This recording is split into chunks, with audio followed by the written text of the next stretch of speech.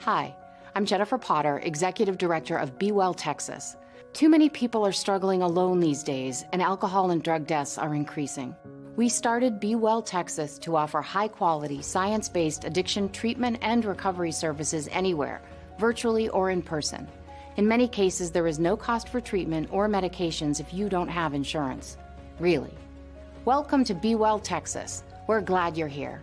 Visit bewelltexas.org.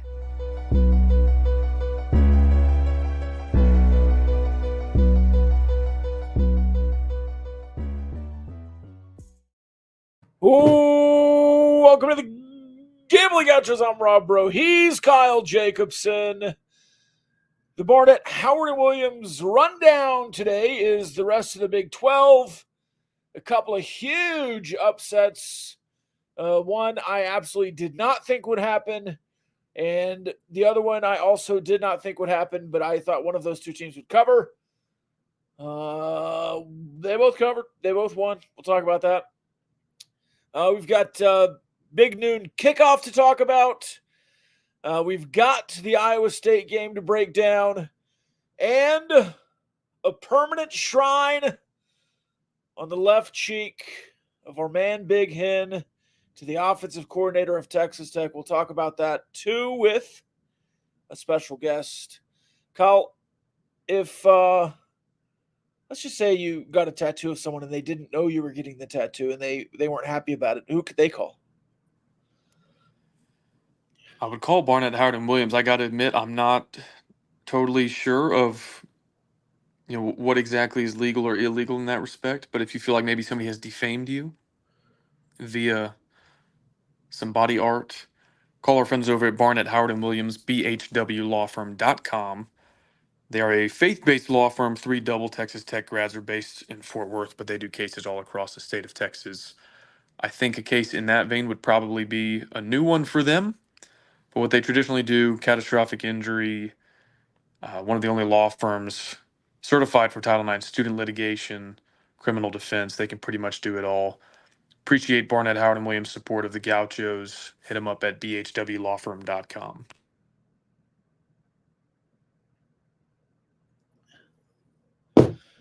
All right. It's time for a special guest. We'll do this and then look at the rest of the Big 12. It is the man who will be getting inked on his rear end, the best plumber in Lubbock, Texas. He lays pipe and wisdom. Big Hen, how you doing? Good. I'm good. I'm ready to deface my body with our offensive coordinator's likeness. Hey, Big Hen, before we get into it, man, I just want to say I'm a huge fan of your work. It's surreal to be talking to you right now on the podcast. So I just want to let you know, like, big love from me. Huge fan. Keep up what you do. I love everything about it. Yeah. This is definitely the first time we've ever communicated. No doubt. Honestly, though, this is kind of surreal. Like, you see the Florida State pooping a cup guy and the Kansas State beefy 5-layer burrito guy, and like those are just nameless, faceless people on the internet. The fact that I don't know if you've gone quite that viral yet, but locally you certainly have. The fact that I do actually know you and you're my friend and like I have interacted with you for several years and this is happening to you is kind of wild. So congrats on being like Texas Tech's person in this kind of realm that has happened to other fan bases this college football season. Yeah, I mean, somebody had to do it, and so I figured, why not me? Why not me? I don't have anything going for me, so this will be something good. I can do something good. What did the wife say when y'all were going through this and you figured out you were going to get the tattoo? The game's over. Was there a conversation there, or is it just happening and she's going to have to live with it? So I left to go to work, and then I got back and I took my dog for a walk, and I was kind of trying to process it because it was like really picking up steam. And I called my wife and I was like, hey, I got some news. You know how I've been really trying to figure out what my first tattoo is going to be? Well, it's been decided. And her first reaction was, you're an idiot. What are you getting? Like, basically she thinks it's hilarious. She also says, be careful what you wish for. So, at what point in the game did you tweet out this promise? I imagine it was a moment where you were kind of frustrated about the offense stalling out, and it was like, hey, there's no way we're going to win. Our offense stinks. Do I have that right? Like, do you remember at what point in the game you sent that tweet? Yeah, it was halftime. It was halftime, and I remember thinking like our offense is just getting shut down effectively. Like we were doing nothing, and it was such a throwaway thing that I did it, and then I didn't even think about it until after the game, and it starts like getting a couple likes and a couple retweets, and I'm like, I could just delete this right now, and no one would ever know. And then I was like, nope, I gotta eat it. I gotta eat it, and I gotta do it because I don't want to end up like the Florida State guy. Like that's been the whole thing. Is like I refuse to do that to my school. Refuse to do that. If Zach Kitley hadn't quote tweeted you, do you think you would have really gone through with it, or is it the Zach Kitley, the Blanchard, the Kenny Perry, all of them kind of getting into it that really solidified that you're going to get this done? I think it was happening either way because I had that in the back of my head, like I got to do it. It was definitely going to be really, really small, and then as it's grown, it's kind of turned into it kind of grew legs, and it's kind of gotten a little bit bigger and bigger. Now he was kind enough to send a picture of himself that he would like to see on my butt. I'm not gonna do that. I'm not cheeked up like that, so I'm not built for that kind of. I don't get that space back there. You know what I'm saying? So something small. I've got it. It's been received. Honestly, that would have been a really good tramp stamp, Rob. Yeah, this is my simulation here. That'd been a really good. It'd be a really good tramp stamp, and I, I really would. It would look really good with my plumber's crack. Like bending over, like if you were a customer of mine and you saw that tattoo with my plumber's crack, you'd be like, "Yeah, I've got the right guy working on my toilet right now." So, have you zeroed in on what exactly the tattoo design is going to be? Is it his face? Is it his name? Like, have you figured out exactly what is going to be permanently on your rear end? No. Do we want to save this for the reveal? Yeah, sorry. Yeah, I don't want to spoil anything. It's Yeah, a surprise. I won't spoil anything. I'll just say the design has been chosen. That's all I'll say. Okay. The design's been chosen. Respect. Now, Big Hen, give our listeners a little bit of background because they might just think you're some guy on Twitter, but you're a collegiate athlete, and like I've seen the tape. It's very Mike Allstott, Peyton Hillis. Tell the listeners a little bit about your football background so they know you have some credibility in this space. Yeah, I played D3 football for a season. Led us to one victory, just the one. And yeah, that's pretty much it. But yeah, it was a long but bright career. I think I finished with like 3 carries for 7 yards, something like that. Like it was not super impressive, but the wild thing was we ran like a mixture of the spread and the veer. So our OC was an idiot, I guess would be the words I don't know. It was strange. So yeah. Yeah, I remember back in those days, there was a saying in West Texas that if you need 3 yards, Big Hen will get you 4. If you need 4 yards, Big Hen will get you 4. And that's what you were known for, man. Yeah. Well, 4 yards in a cloud of dust, you know? Yeah. That's right. Did you have the cowboy collar or anything? I had the butterfly 1 year. And I had to give that up. I love it. It was, oh, well, yeah, there I am. Is that you, number 5 in the middle? Yeah, that is me. No. That's me, number 54. I went to Cooper. Oh, heck yeah. Thanks for Thanks for doxing my Instagram there, Rob. I wasn't trying to share it, and then I accidentally shared it, and it was already out there. So I was trying to save the photo before I did that. You're good. You're good. You're good. At this We'll point, flip that after we get it's fine. It's fine. It's fine. So That's my bad. That is my bad. Big Hen, tell us what's next for you. I mean, do you have a book deal, a media tour? Like, tell us a little bit about what the next week or so looks like in your shoes. Yeah. So I'll be working all week. Going to take off early Friday. Go to an undisclosed location and get this thing done Friday, and then hopefully brings us good luck for the game on Saturday. And then gonna drink about 8 or 9 Lone Stars Saturday and watch some football. So I love it. And my understanding is obviously Texas Tech has a big one in front of them. They've got Deion Sanders coming to town, a opportunity to beat ranked opponent in consecutive weeks, big noon kickoff.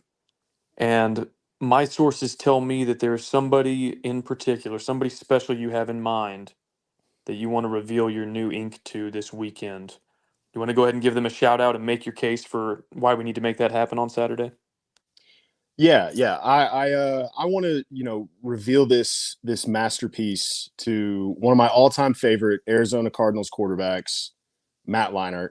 I'm a diehard Arizona Cardinals fan. I have been pretty much all my life because what's life without a little suffering? We've had like 2 good seasons in there, but the rest has been kind of But no, I would love to present it to him, and then then thus present it to the world. And if we could make that happen, man, that would be a dream come true for me. Matt Leinart, if you're listening, man, when you're in Lubbock this weekend, we can hook you up with Big Hen and we can make some dreams come true, man. So let's do it. Let's do it. Thanks for coming on, Big Hen. All right. Love you guys. Love you guys. All right. That was Big Hen talking about his ass tat. It's going to be good. I've seen the design. It's very special, and we'll commemorate the Iowa State win. Very, very good. Off topic a little bit, Kyle, because I know we're trying to get back to the previous weekend and not the next weekend. I'm just so focused on Colorado. I have a question. Big noon kickoff. Mahomes uniforms. Taj Brooks record in play. 3 p.m. kickoff.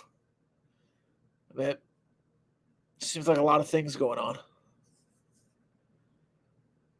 I mean, it feels like when there's that many things going on in the past, it's not gone well for Texas Tech, but maybe get a couple of firsts there back to back. Yeah, definitely another big opportunity. It feels similar to when you were 5-1. Kind of a comparable deal. You're 5-1 coming off a bye, 6-point favorite at home, shot to get 4-0 in Big 12 play. Didn't take care of business that weekend. I guess a while back when you're doing the Mahomes Ring of Honor, I think you were drawing a parallel to that weekend. Weren't having the same kind of season, if I recall correctly, but definitely wanted that to be more of a special night at the Jones than it turned out to be, at least in terms of the on-field result. Yeah, if you win this one, everyone will remember it because it's ranked team, it's Coach Prime, and I think everybody's a little bit skeptical how long-term of a situation that's going to be at Colorado for one reason or another. The Mahomes unis, all that. The students will tell their friends 10 years from now, you remember when Big Noon Kickoff was on campus, all that good stuff. And then on the football side of things, Rob, I don't want to get too far ahead of ourselves. You're a slight underdog against Colorado, but if you win that one, you then go into another bye week with a chance to prepare, and you will be favored in your next 2 games out of the bye week. If, a lot of ifs, you take care of those 2, there is a pretty good chance you've at least played your way into some tiebreaker. Okay, You've all right, you've mucked it up a little bit. all right. I knew you were going there, but I was just going to see how far you would go. I don't think we're ready to get into that right now. All right. I mean, there was a long. I mean, last week we were talking about other things, and now we're talking about that. It's just, I think that's a little too fast for me. Let's just pump the brakes. Let's get past Colorado. It's just a hypothetical. It's if I know, this, then that. That's all. I know. And you would own if Kansas State beats Iowa State, you would own the tiebreaker over Iowa State, but BYU would be in there, and then Kansas State. You and Kansas State would be, talking about some hypotheticals there. We'll see. I'm just saying, it could get a little mucked up. It could. And I want to assure people listening to this, I'm using a word that starts with the letter M, as in M&Ms. Right. That it could get a little mucked up at the top there. Yes. Very mucked up. A muddled, mucked up mess. Yeah. All right. Speaking of muddled, mucked up messes, Kansas State, right after the Iowa State loss, also loses to move to 7-2, 4-2. They've now lost to BYU and Houston. Houston is 3-3 in the conference. Everybody's saying they're the worst team in the conference. They are 3-3, and they have wins over Utah, TCU in Fort Worth, and Kansas State. So there you go. More surprising, Houston over Kansas State or Texas Tech over Iowa State? Houston over Kansas State. Agreed. I think you'll recall I predicted a Texas Tech win, and then I backtracked a little bit, and then I re-predicted a Texas Tech win, and then I backtracked it a little bit again. But I did say, I think we'll cover. I picked them to cover in all of our pick'em groups, and I said, I could see a case where this game is played in the 20s. It's ugly, and we look back, and there's a path, like a feasible path for Texas Tech to have a real shot in the fourth quarter. Now, the path that you did go isn't the one I thought you would, or the one that I thought was most likely to cause you to succeed, and we can talk more about that later. But I don't know if I would have thought that about Houston, and I'll cop to being pretty unfamiliar with both Houston and Kansas State, just since neither one is on your schedule. I've not looked into them as much as other Big 12 schools, but just kind of gut instinct, I would have thought, I don't really know what Houston's path to beat Kansas State is, other than they're at home, and, it's certainly easier to pull off an upset in front of a home crowd instead of on the road against a hostile crowd. But yeah, I still think that one was the bigger surprise, and I think Willie Fritz deserves a ton of credit. Seems like just a really good ball coach, because he does not have the horses right now, and they're scrapping and clawing and finding ways to get it done anyway. So I've got a pretty big deal of respect for Willie Fritz. I think they made a good hire there. They are actually recruiting fairly well this offseason as well. I'll be really interested to see what Houston's transfer class looks like. I think Houston and SMU are both in really natural positions to get guys back to Houston and Dallas. If some kid wants to come home. So we'll see what happens with Houston in the offseason. But for now, 3-3, 4-5 in their overall record, and they've got Arizona, Baylor, and BYU.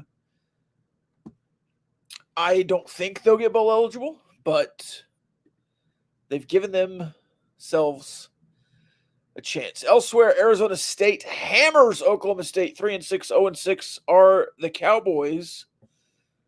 Arizona State 6-2, 3-2. Sam Levitt returned 20 of 29, 304, 3 touchdowns. Cam Scattaboo, 153 yards and another touchdown. He also had 121 yards receiving and 2 touchdowns. They just dominated, and they kind of poured it on late to create the gap. But Oklahoma State is as bad as we thought they've been all year long. They're just awful. Yeah, there's not much more to say than that. They're not really good at anything. And Arizona State, a really good bounce back here in year 2 for Kenny Dillingham.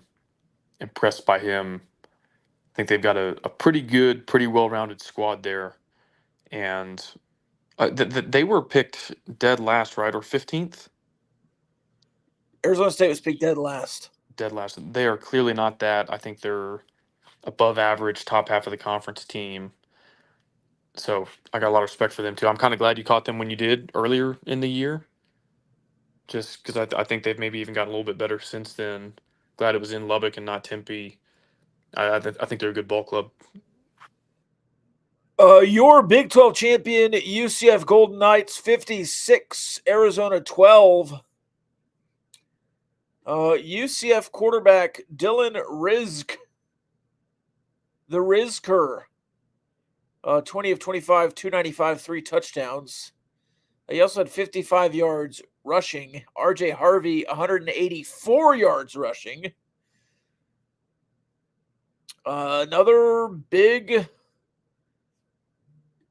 win for UCF, though it's been a minute since they've done it. This is kind of the same year they had last year in the Big 12. And again, Arizona now has to win out to be bowl eligible. UCF needs to win 2 of the next 3. Arizona State, West Virginia, Utah. Is UCF going to get bowl eligible, yes or no? I don't know, but this weekend's version of UCF is the version I had in mind when I made my Big 12 championship prediction. That's mostly just cope. But I was surprised that their offense wasn't a little more consistently. And I don't know, man. Like even going, I guess Colorado's better than people thought, but that was kind of when the beginning of the end for UCF. They were hosting Colorado as something like 12-point favorites, and lost that game, which is crazy to say now because our perception of those two teams has totally flipped. That would Right. not be nearly the spread today if they played in Orlando or anywhere else. But yeah, I think Arizona's in big trouble. Their fans seem really frustrated with their head coach, but they would owe him $13 million. And I think even through the end of next year, they pretty much can't fire him because they owe him the full amount of the contract. It sounds like they're going to have some turnover with assistants. Malzahn gave up play calling duties with UCF. Maybe that was the spark they needed. I don't know, but I think both those teams having very disappointing years, and we'll see if they get bowl eligible. But that kind of sounds crazy thinking back to where we thought of those teams at the beginning of the year to say that they both are unlikely to be bowl eligible.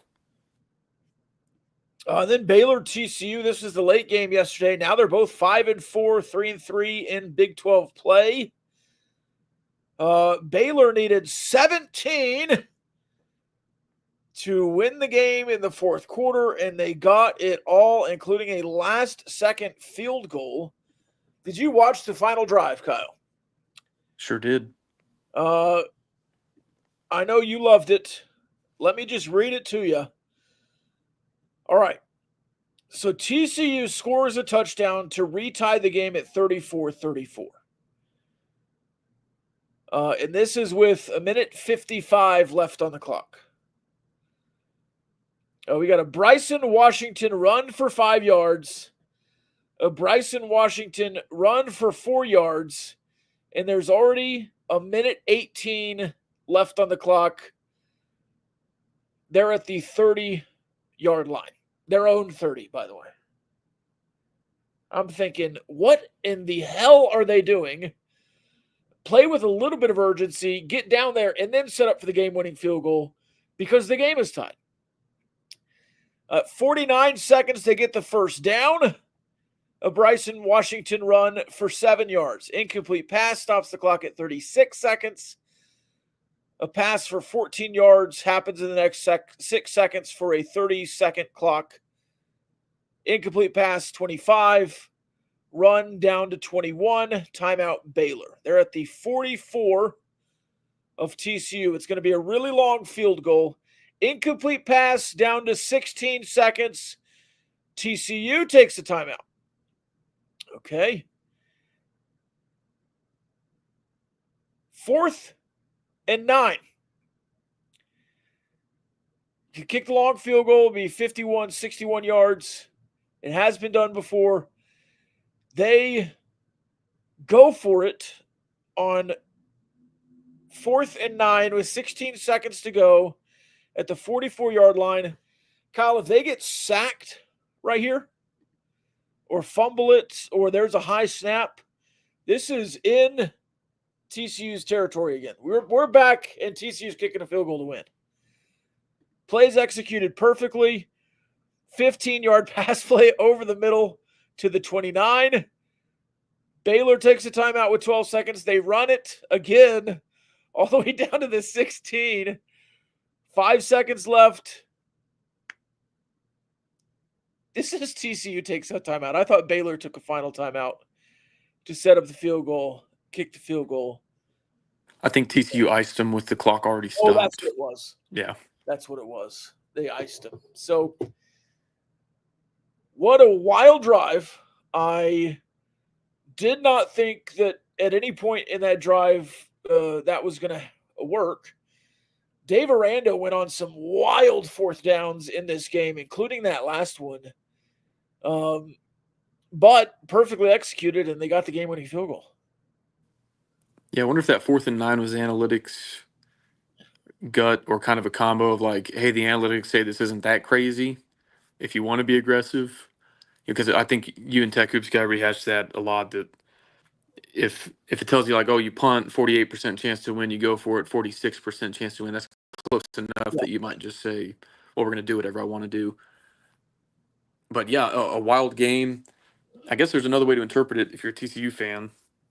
And I saw this sentiment on Twitter, and they said our defense was so bad that they felt bold enough to go for it on 4th and 9 from midfield, and it worked. So maybe not a very strong endorsement of TCU's defense either, but also just kind of a cool. Obviously, I'm not really rooting for either of those teams in a game like that, but just kind of a cool college football moment that 2 years ago when those teams played in their big annual rivalry game on the same field, it was TCU hitting the walk-off field goal. Much greater implications on the line. They were playing for a perfect season, the playoff and all that good stuff. But just as an observer and appreciator of the sport, it was kind of cool to see Baylor get the walk-off field goal as kind of a revenge from 2 years ago. That is the day in the Big 12. We'll talk about Iowa State, Texas Tech as the final matchup. I just want to ask you this, Colin. Without all of the schedules pulled up, I just want to ask, bowl game, yes or no, on these teams. Are you ready? So, bowl game, yes or no. Already clinched is BYU, Iowa State, Colorado, Kansas State, Texas Tech, and Arizona State. Yes. Cincinnati 5-3 bowl game, yes or no? Yes. West Virginia 4-4 bowl game, yes or no? No. You think they'll lose 3 of the last 4? Okay, all right. Well, wait. You said 4-4? Yeah, they're 4-4. Oh, they've already had the extra. It's gonna be close. I'll say they get a bowl with 6 wins. Okay. Baylor's 5-4. Yes. Houston is 4-5. No, not quite. TCU 4-5. Depends on who they play, but I would lean yes. TCU's 5-4. Yes. UCF is 4-5. No. And then Utah would be the next closest at 4-4. No, they stink. And then Kansas, Arizona, and Oklahoma State 2-6, 3-6, 3-6, respectively. Those are all out, I believe. I think so, but I wouldn't completely rule out Kansas yet. What? You think Kansas will put out? No, I didn't say that. I said I wouldn't rule them out quite yet. Even at 2-6. Their schedule is Iowa State, BYU, Colorado, and Baylor. How big of dogs are they to Iowa State in Lawrence, or wherever they're playing in Kansas City? I guess. Um, Is it 3 points? Let me see. Hold on. It is 3 points. Is that crazy? At GEHA Field at Arrowhead Stadium. No, it's not crazy. And then who do they have after that? BYU. Okay, never mind. Yeah, they're not going to go bowling. Iowa State, BYU, Colorado, Kansas. Yeah, no, never mind. I'm talking nonsense here. They're not. Okay. They're not going bowling. But they could beat Iowa State. You're saying? I don't know. Yeah. No, I don't. They might, but I don't think they're going bowling. All right. So that is. All right, you got me messed up here. 1, 2, 3, 4, 5, 6, 7, 8, 9. So if I said 9.5, I think you said 8 teams were going bowling. If I gave you the 8.5, could I convince you any of these other ones? I mean, eight teams out of 16. Is that enough? Is that good? Is that what we're going to see for the rest of the time in the Big 12? I think it's not very good because there should be a couple gimme games in there. Like you should be able to get bowl eligible even if you go 3-6 or 4-5 in Big 12 play because of the group of 5 and the FCS games you get to play. So that kind of has me thinking it should be higher just naturally. But if you do have, I don't know. I think everybody talks about the Big 12 like a league that has a lot of parity, and it does. But if you do have like an undefeated BYU and a one-loss Iowa State at the top, it actually looks a little more top-heavy than that. And when that happens, it takes away a lot of wins from those 6-6 type teams that, maybe if there was more parity and it wasn't top-heavy, if they got to play another middle-of-the-road Big 12 team, maybe they get to 6-6, but instead they had to play, 11-1 BYU or 11-1 Iowa State. So I don't know. 8 does sound low when you put it in that context or that framing.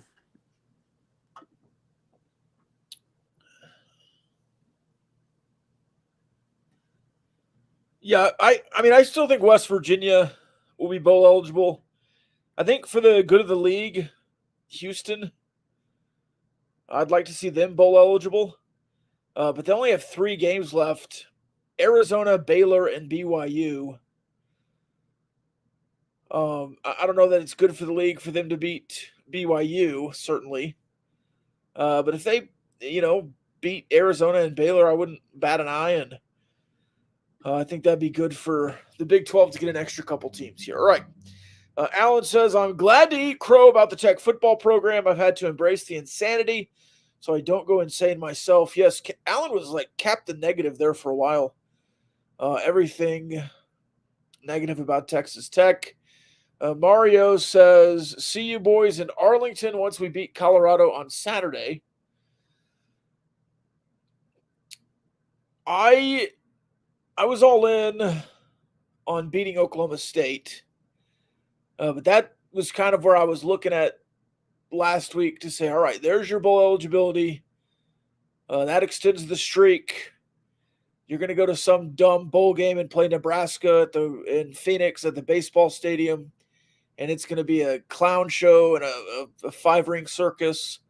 But you'll live to play another day, and there you go. That gets you to next year. But now you beat Iowa State. The chemistry of the season changes just a little bit back to, well, now Joey was talking about on Monday about some of the things you could do for the first time in a long time, and all of those things are back on the table. There's a segment of the fan base that is still mad about everything. And I understand that you've played some ugly games this year, but 6-3, 4-2, I will take any day of the week and twice on Sunday. I was arguing with the guy today on Twitter about the phrase "a win is a win," and that's literally what it is. A win is literally a win. They don't calculate any differently at the end of the day. If you win 12 games by 1 point, you are undefeated. If you lose 12 games by 1 point, you are defeated.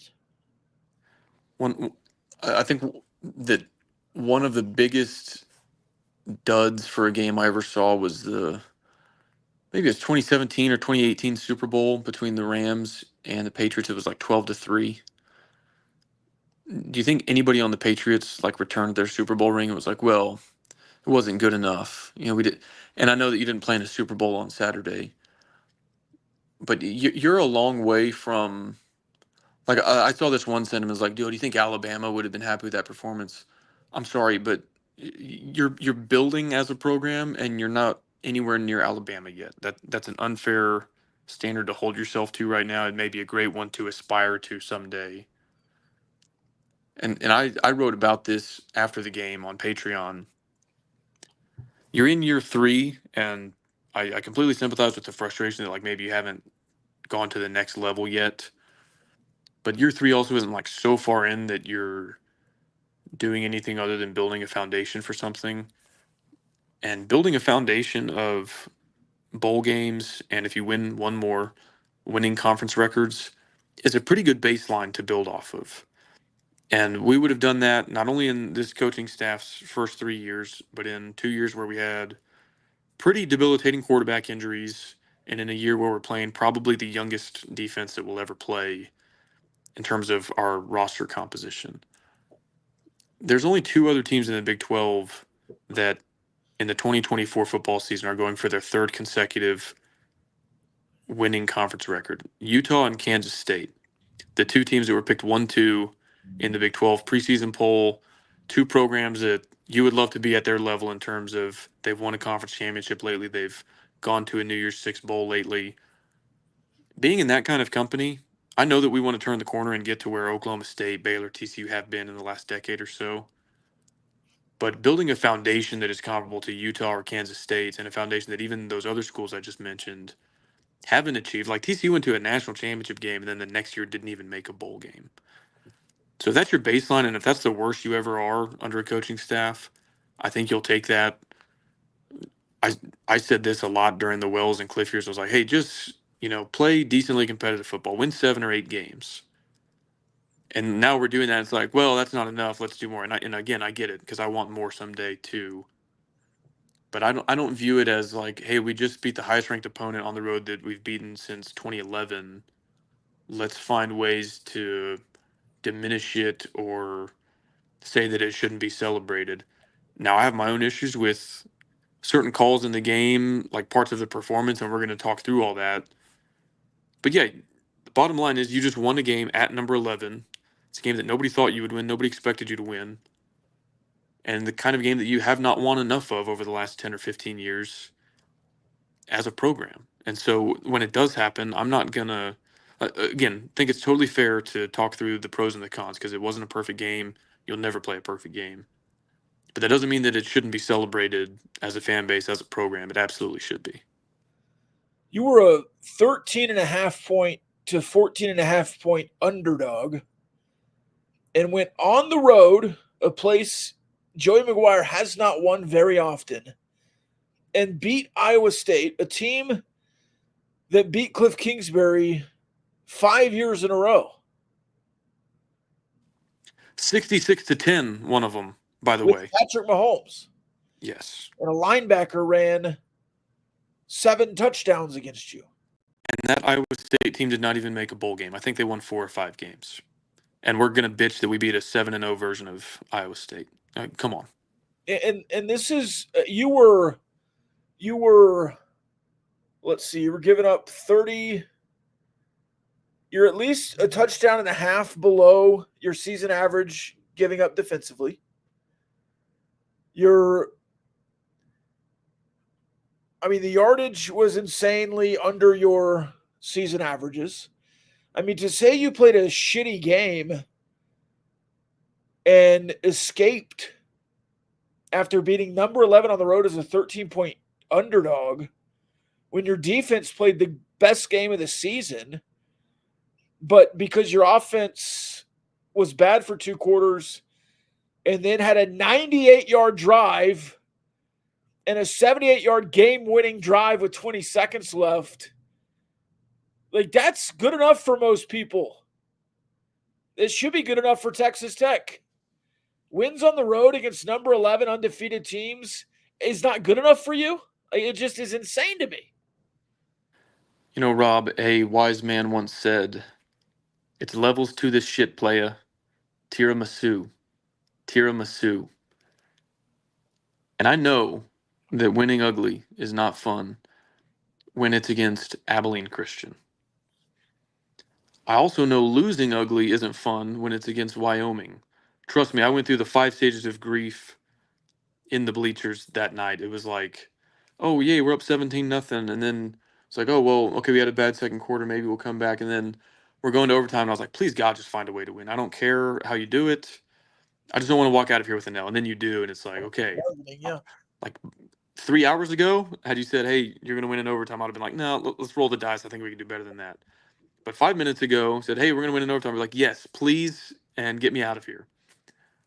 So, yes, you had missed opportunities. You had moments that weren't great.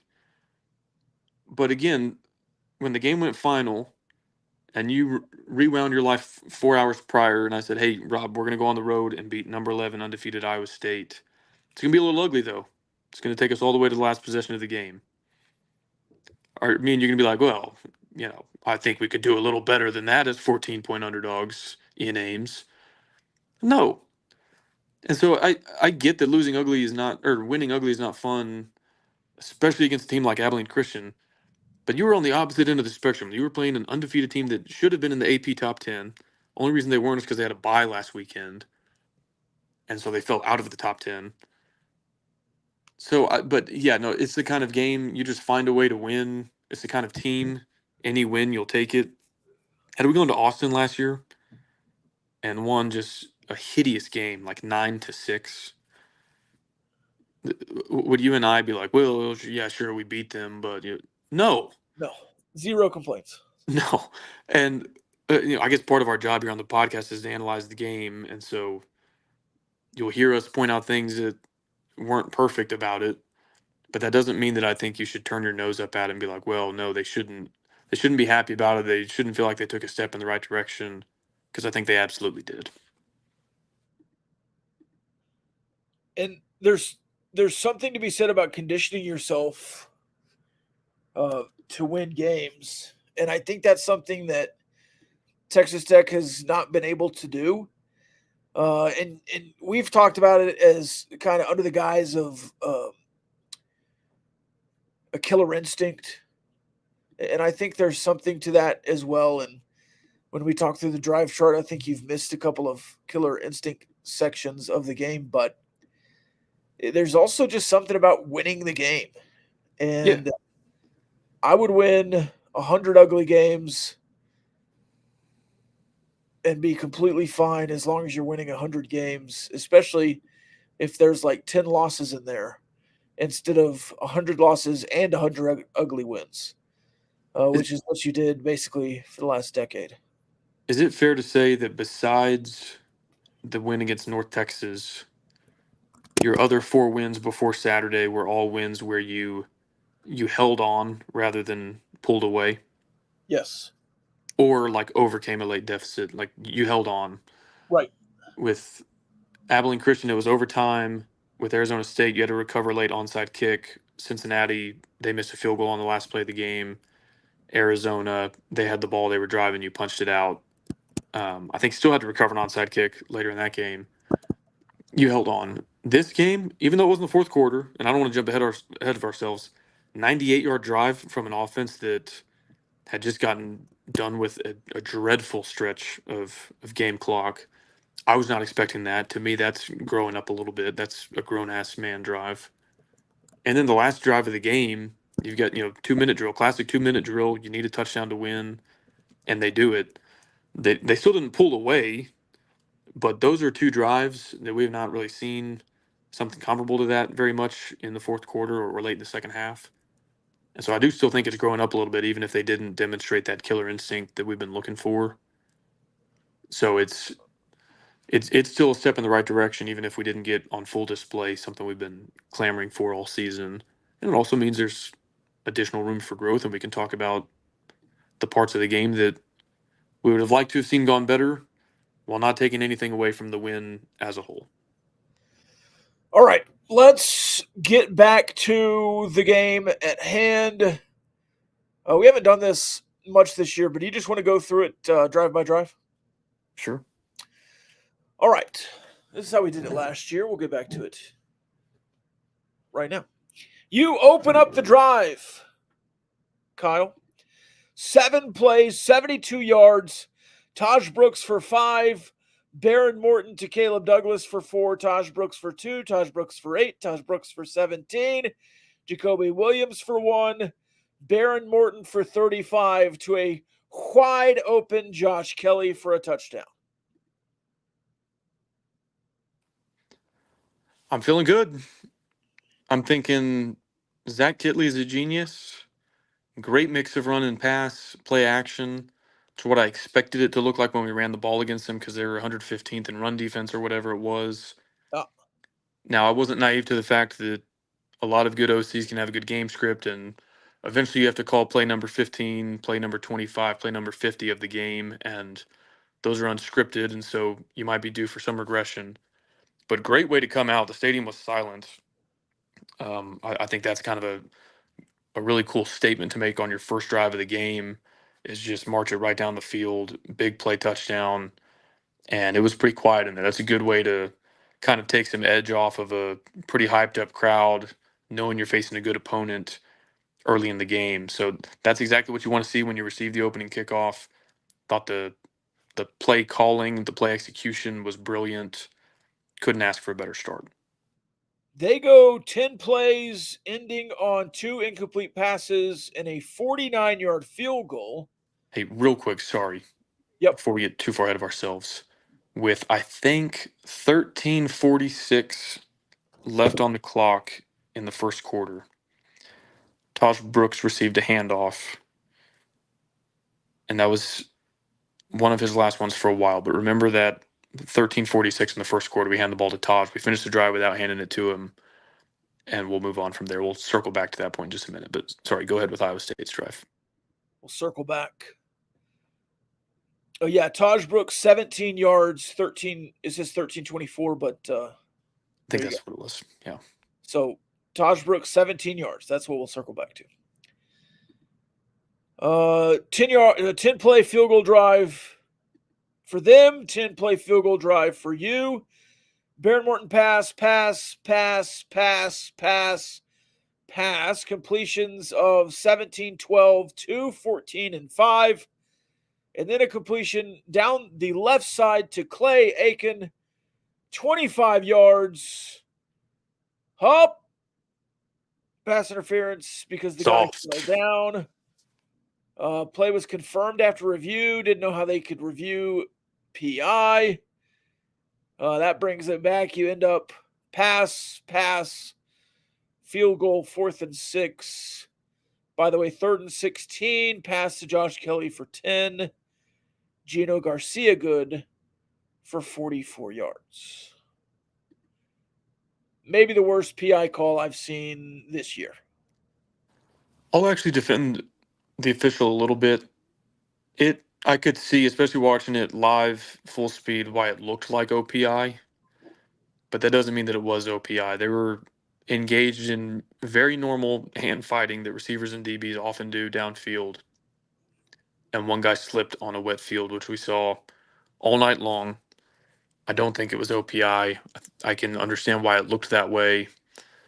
That was a punch in the gut. And kind of wonder how that would have impacted your offensive momentum the rest of the game had that play stood like it should have. I don't know if you maybe would have stalled out quite as badly as you did for the next 30 minutes of game clock. But anyway, that was kind of a bummer. You and I usually don't talk about officiating that much on this podcast.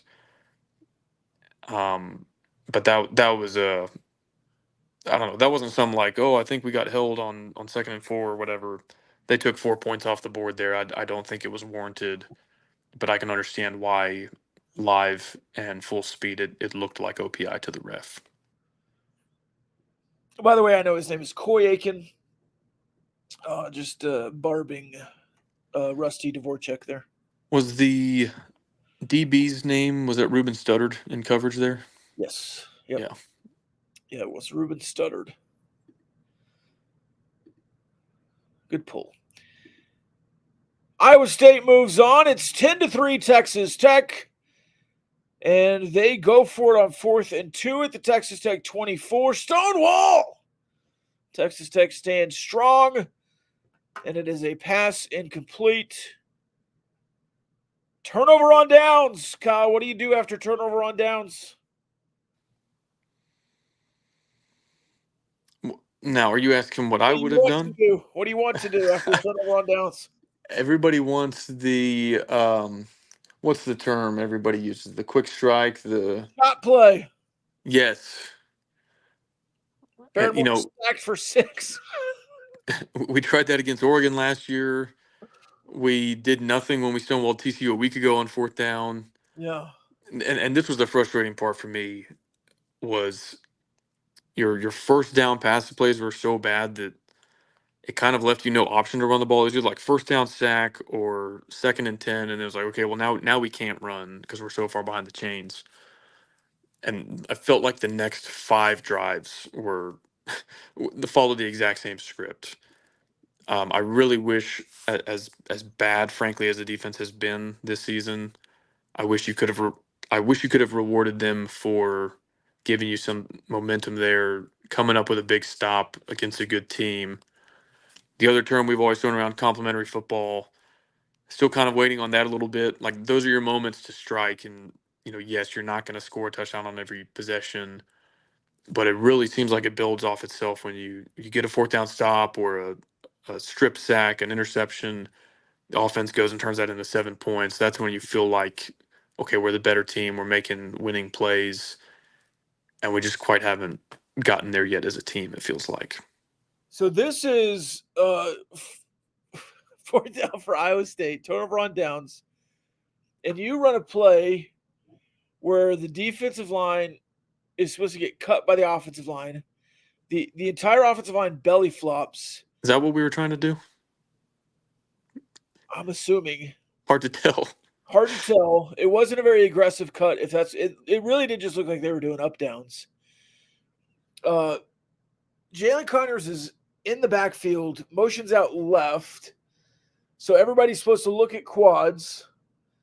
And then everyone drops on the offensive line. And Baron Morton has no window to throw to, I believe, Coy Aiken running a slant. Absolutely covered. The offensive line's all laying on their bellies. And Baron Morton freaks out, I guess, and just falls down. You got to throw that at Clay Aiken's. Now I'm doing it. You got to throw that at Coy Aiken's feet, right? Like, if the play's not there, you just have to throw it into the ground and not take a loss there. But after you take the loss and then have a false start of the next play, all right, there's no way you're running Taj Brooks now. It's 2nd and 16, 2nd and 21. And then you take another loss. Jack Burgess punts. They get a field goal, 7 plays, 37 yards. You punt again. And this drive is Baron Morton pass complete for 13 yards. Taj Brooks run for a loss of 2. And that is, what'd you say, 13 left in the first. This is 8:56 left in the second. So he had 1 carry in like basically 20 minutes of game clock? Yeah, and it's a loss. Okay. All right, so pass for 7, incomplete pass, punt, 37 yards, fair caught by Jalen Knoll. But interception. Rocco Beck throws it right to A.J. McCarty. Kyle. Well, now, why did he throw it right to A.J. McCarty? There was pressure. Hey. There was pressure. By the way, it's 10-6 at this point. Kyle, what do you do after an interception? bomb it to the end zone, I guess. You're not handing it to your All-American running back on 1st and 10. I can tell you that much. Incomplete pass, sack, 4th and 19.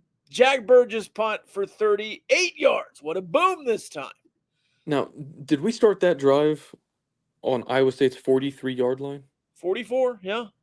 So, you don't even need a first down. Even if you get like 4th and 3, Yeah. you could kick a long field goal. Now, I don't know if that's a wise decision, especially in the conditions. But, you don't really need to do much at all to at least try to get points on the board. And you put it in reverse somehow and are punting after inheriting the ball 40 yards from the end zone. That is just an abysmal opportunity that is squandered. Turnover on downs, minus 11 yards. Interception, minus 9 yards. Your next 2 drives. Neither of them featuring Taj Brooks. You punt. They punt after a 3-and-out.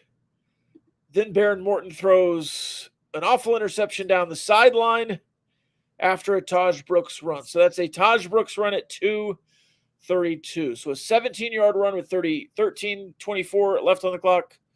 A -2 run with 8:56 left in the second. And then 6 minutes later again, 2:32 left. He runs another yard. Yeah, spoiler alert, I'm going to jump ahead of you a little bit. From that 13-minute mark, his last carry on the first drive of the game, over the next 37 minutes and 40 seconds of game clock. So roughly, what is that? I don't know. Almost 2/3 of the game. Let's call it 60 to 65% of the game. He had 4 carries for 4 yards. And then I won't spoil what happened after that, but how you go a majority of the game, 4 carries for 4 yards for Tosh Brooks is insane to me. Now, what was the down and distance on the Baron Morton interception and the amount of time on the clock? The first interception in the half or the second? The second one, the one right before halftime. Okay. So interception, they punt it right back, 3-and-out again.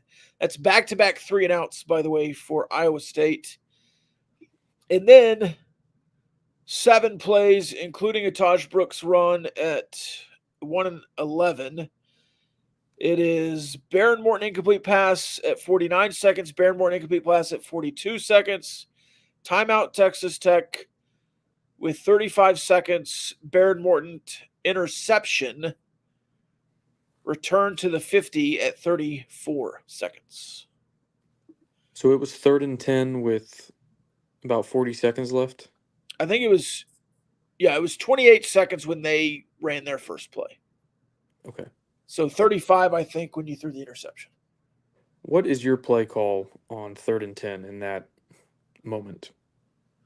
Draw. Okay. Yeah. I said that. I feel like Tech fans' brains are broken, and they think that because Neil Brown ran too many running back draws in 2010, that means it's never an okay call. When your offense has done nothing for 4 straight drives other than put it in reverse, it's okay to just go into half when you're not deep in your own territory, but you're also not knocking on the door of field goal range. Morton started 12 for 13. After that, he's probably something like 2 for his next 11. Yeah. So you're in the midst of that stretch. It's okay to just, when everybody's thinking pass, run a draw and either run some clock, take it into half, force them to use a timeout, punt it, decrease the likelihood that Iowa State gets points before half, and instead. Now, going back to last week, before I get ahead of myself, post-game presser, Joey said, well, it's easy to say in hindsight, da-da-da-da. Smart Football, our good friend Smart Football, asked me during the timeout, he said, Kyle, what are you calling right here? I said, running back draw. And people responded with a laughing emoji. And we come out of the timeout, throw it to the sideline, it gets picked off. So again, this is not like in hindsight, oh, why are we throwing it here? I'm saying during the timeout, just hand the ball off. Yeah. Now, you don't know that it's going to be picked off when you call that play, and we don't know if Morton checked out of something. I mean, it's neither here nor there, but sometimes it's okay to just, when you're in the midst of a really dry spell on offense, to just take it into half with the lead, regroup from there, figure out what you're going to run in the second half. I thought that was, it would have been safe. It would have been conservative. I also think it would have been your best course of action in that moment. And what unfolded afterward kind of proved that right. Beck for 14, Beck for 16, Beck for 20. Now, pretty impressive Iowa State's offense after the defense forces a turnover. Iowa State's offense was pretty opportunistic, complimentary, demonstrated a little bit of killer instinct right before the half there. Well, that was after they went 3 and out. Well, they scored on the second INT. Right.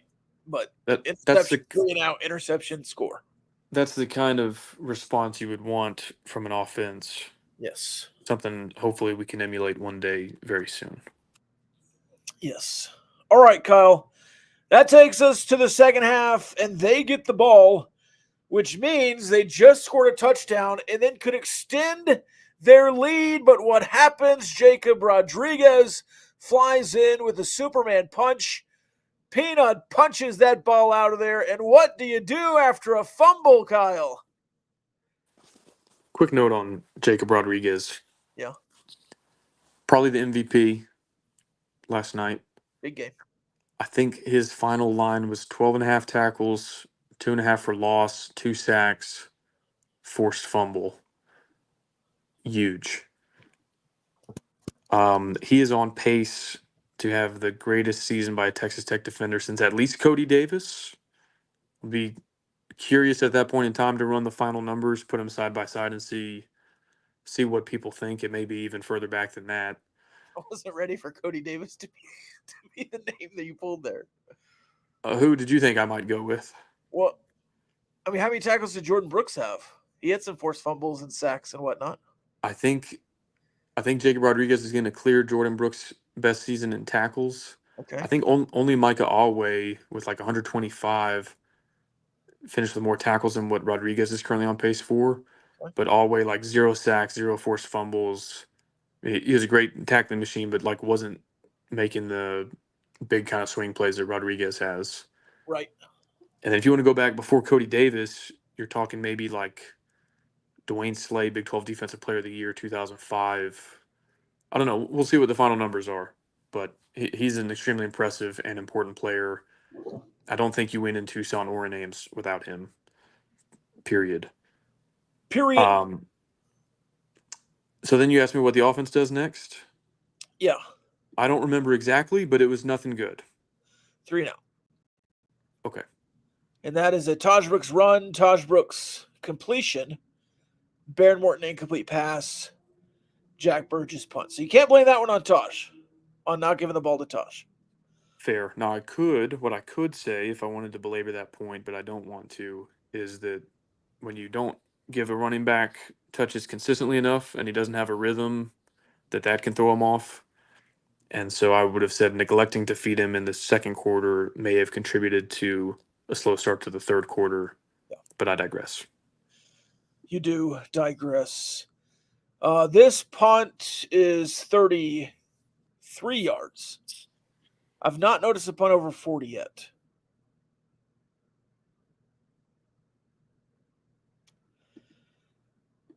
But the defense stands tall. Another punt for Iowa State. 4 plays. That was a Carson Hansen first down. And then a Carson Hansen stuff, incomplete pass, and sack by your man, Jacob Rodriguez. They also punted it for just 35 yards, but it was to the 2-yard line. And then, Kyle, comes the drive. Taj Brooks, 9 yards. Taj Brooks, 3 yards. Incomplete. Interception. Oh, wait. Personal foul. Illegal hands to the face. First down, Texas Tech. Taj Brooks for 1. Baron Morton run for 8. Taj Brooks for 5. Taj Brooks for 9. Pass complete for 25 to Coy Aiken. Taj Brooks for 4. Flea flicker, double reverse, pass, incomplete. And Baron Morton pass complete to Josh Kelly for 19 yards. Beantop on top of the pole. Touchdown for Josh Kelly. Gino Garcia kick, 12 plays, 98 yards, healthy dose of Taj. Very good drive from Kitley and company. It's 17-13, 349. 156 left in the third. I'll be completely honest. Before that drive, I did not think we had it in us to go 98 yards. No. And I don't think I thought you'd be putting out of your end zone there. Yeah, and I don't think 99% of Tech fans would have disagreed with me after, what was it, probably the 6 drives leading up to that, either turnovers, 3 and outs, or 4 and outs, basically, exclusively. I did not think we had it in us. I thought there was a chance they were going to put Will Hammond in just to see if we would get a spark, and I'm a little bit curious, had that punt not been down at the 2 and had it been a touchback, if they would have sent him out there. But when we got backed up that far, if they thought, well, no, let's keep the more experienced player in the game, I have no way of knowing if they even entertained that as a thought. But the offense was doing so poorly, it was almost to the point of, we just need to try something here. And so a 98-yard touchdown drive on 12 plays, mixing the run and pass again, was kind of like the last thing I thought we were going to see there. Now, very glad we did. I don't know what exactly we did to flip the switch there, other than give Taj the ball a little more often.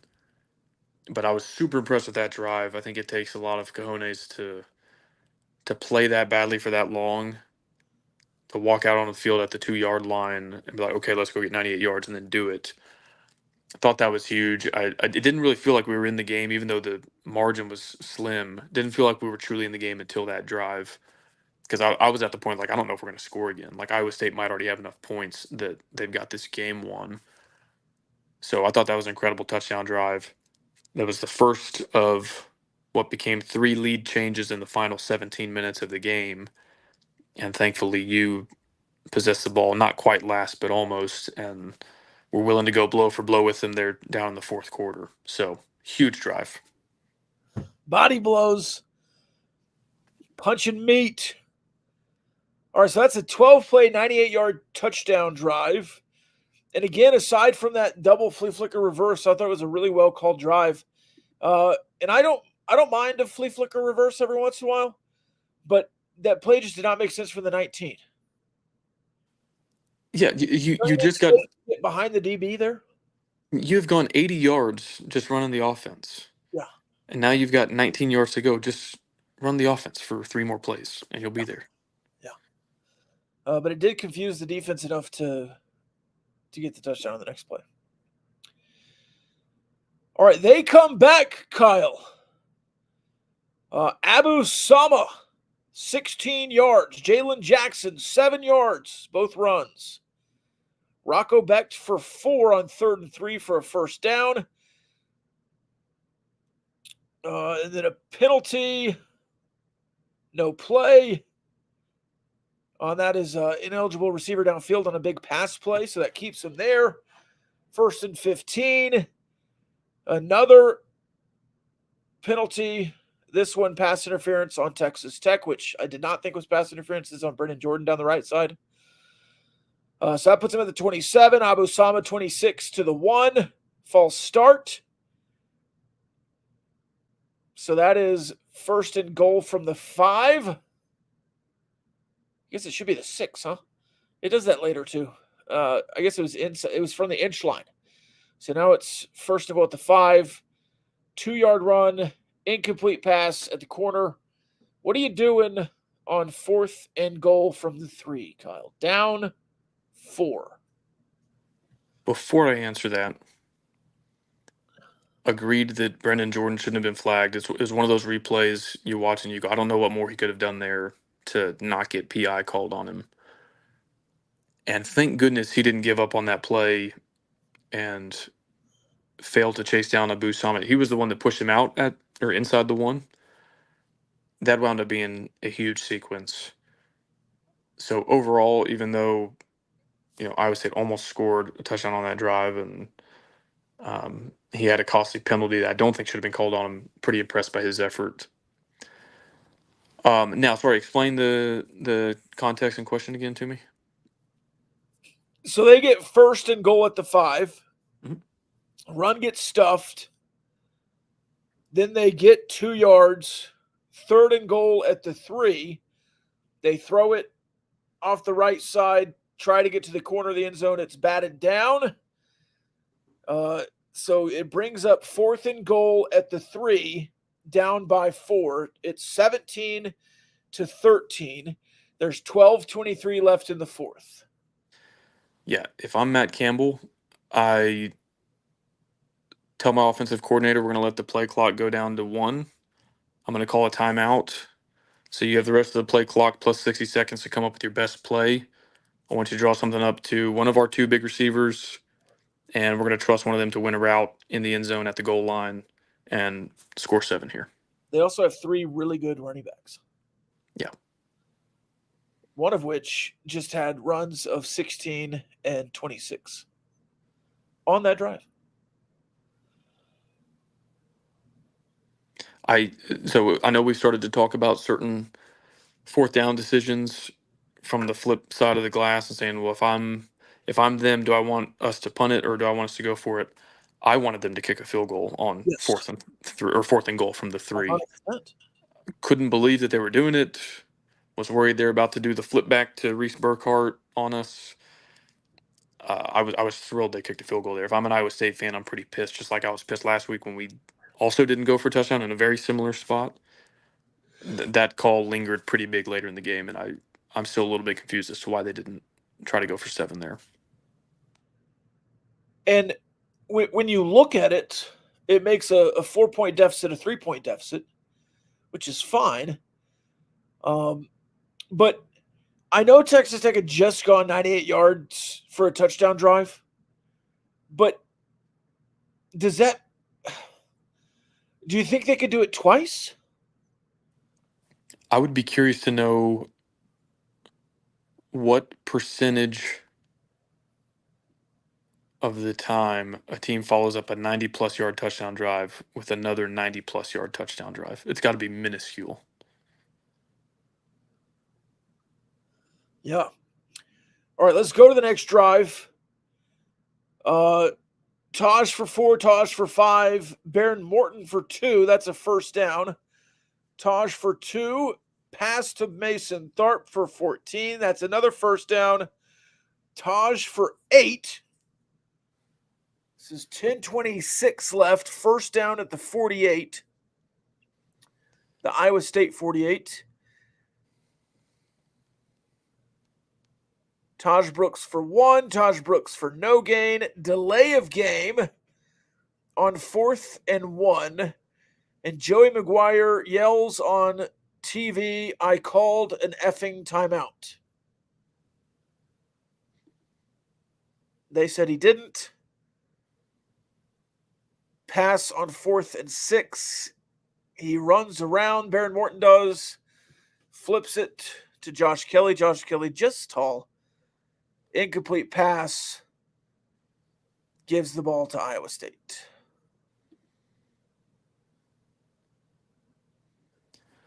I will say a few things about this sequence, some good, some bad. On 4th and 1, I do not like lining up, especially in rainy conditions, with anybody besides your quarterback receiving the snap. I feel pretty confident, unless you're just up against a terrible front that, a look that you hate, that handing the ball to Taj is probably sufficient on 4th and 1. Even if you don't want to do that, if you want to run a quick play action, leak into the flats, I want the quarterback receiving the snap. We obviously didn't line up, get the snap off in time. You can say you called timeout. It's one of those things, if a tree falls in the forest and nobody's around to hear it, does it make a noise? I don't know how you don't get the ref's attention in time and execute calling a timeout, even if you're trying to.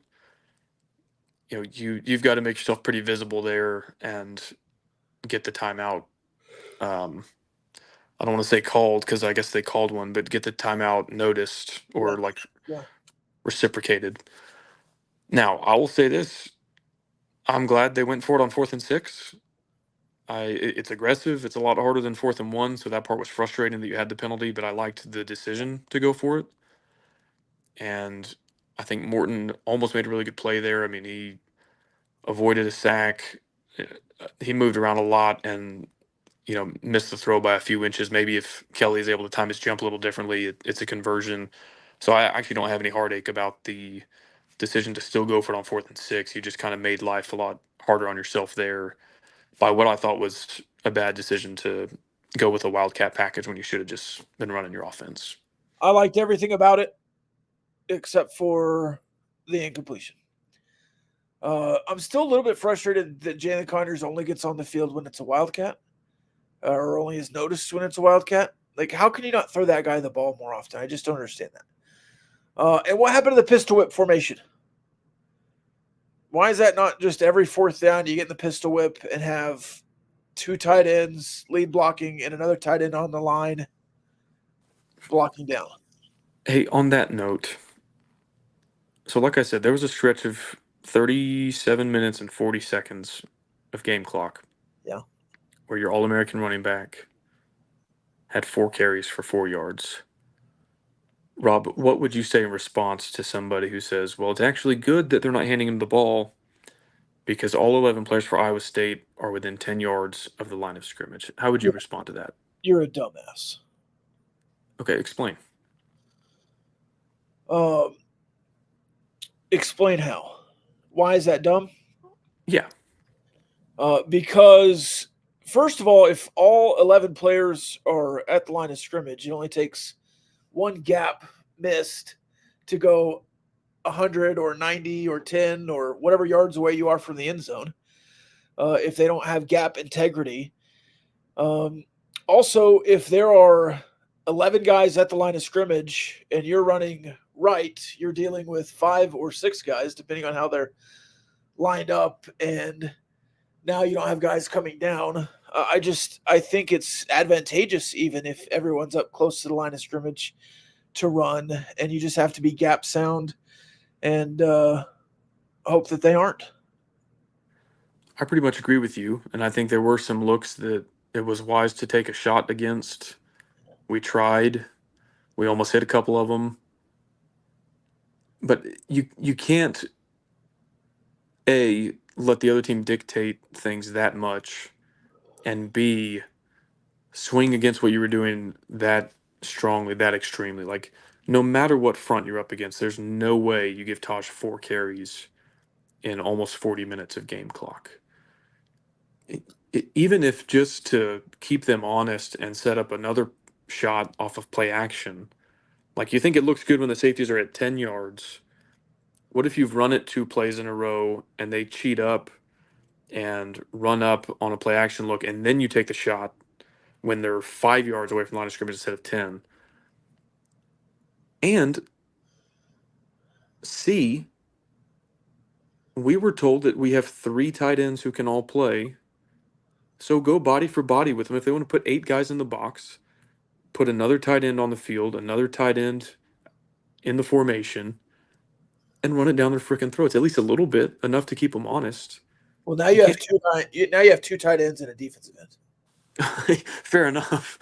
So I just didn't like, if that was the reasoning for it, I don't like going to that level of an extreme, letting them take away your best player and not even attack their worst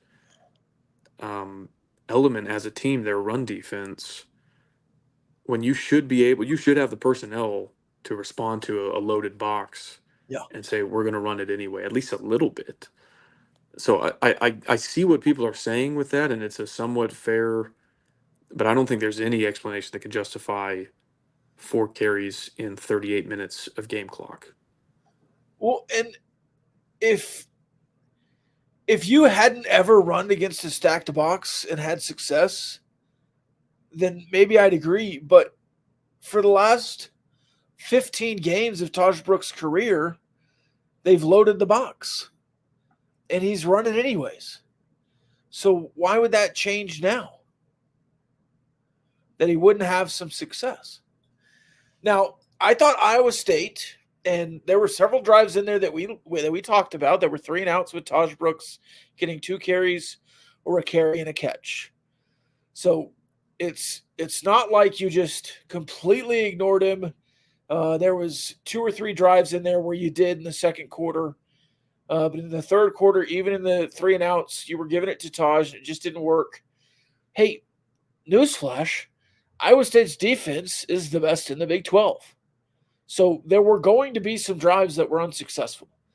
And I think that's also something we need to focus on. All right.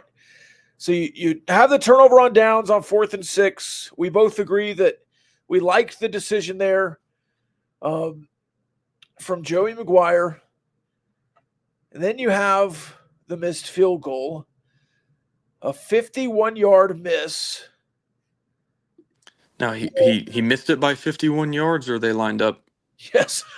from 51 yards? Both. It was a right angle of 51 yards, away from the kick. All right, so there's 5:17 left in the game, okay? Kyle, I'm going to ask you for a 4th time. After they miss a field goal, what do you want to do with 5:17 left on the clock and a 1-point lead? There's 2 things. There's 2 things that I would say to do. What are those 2 things?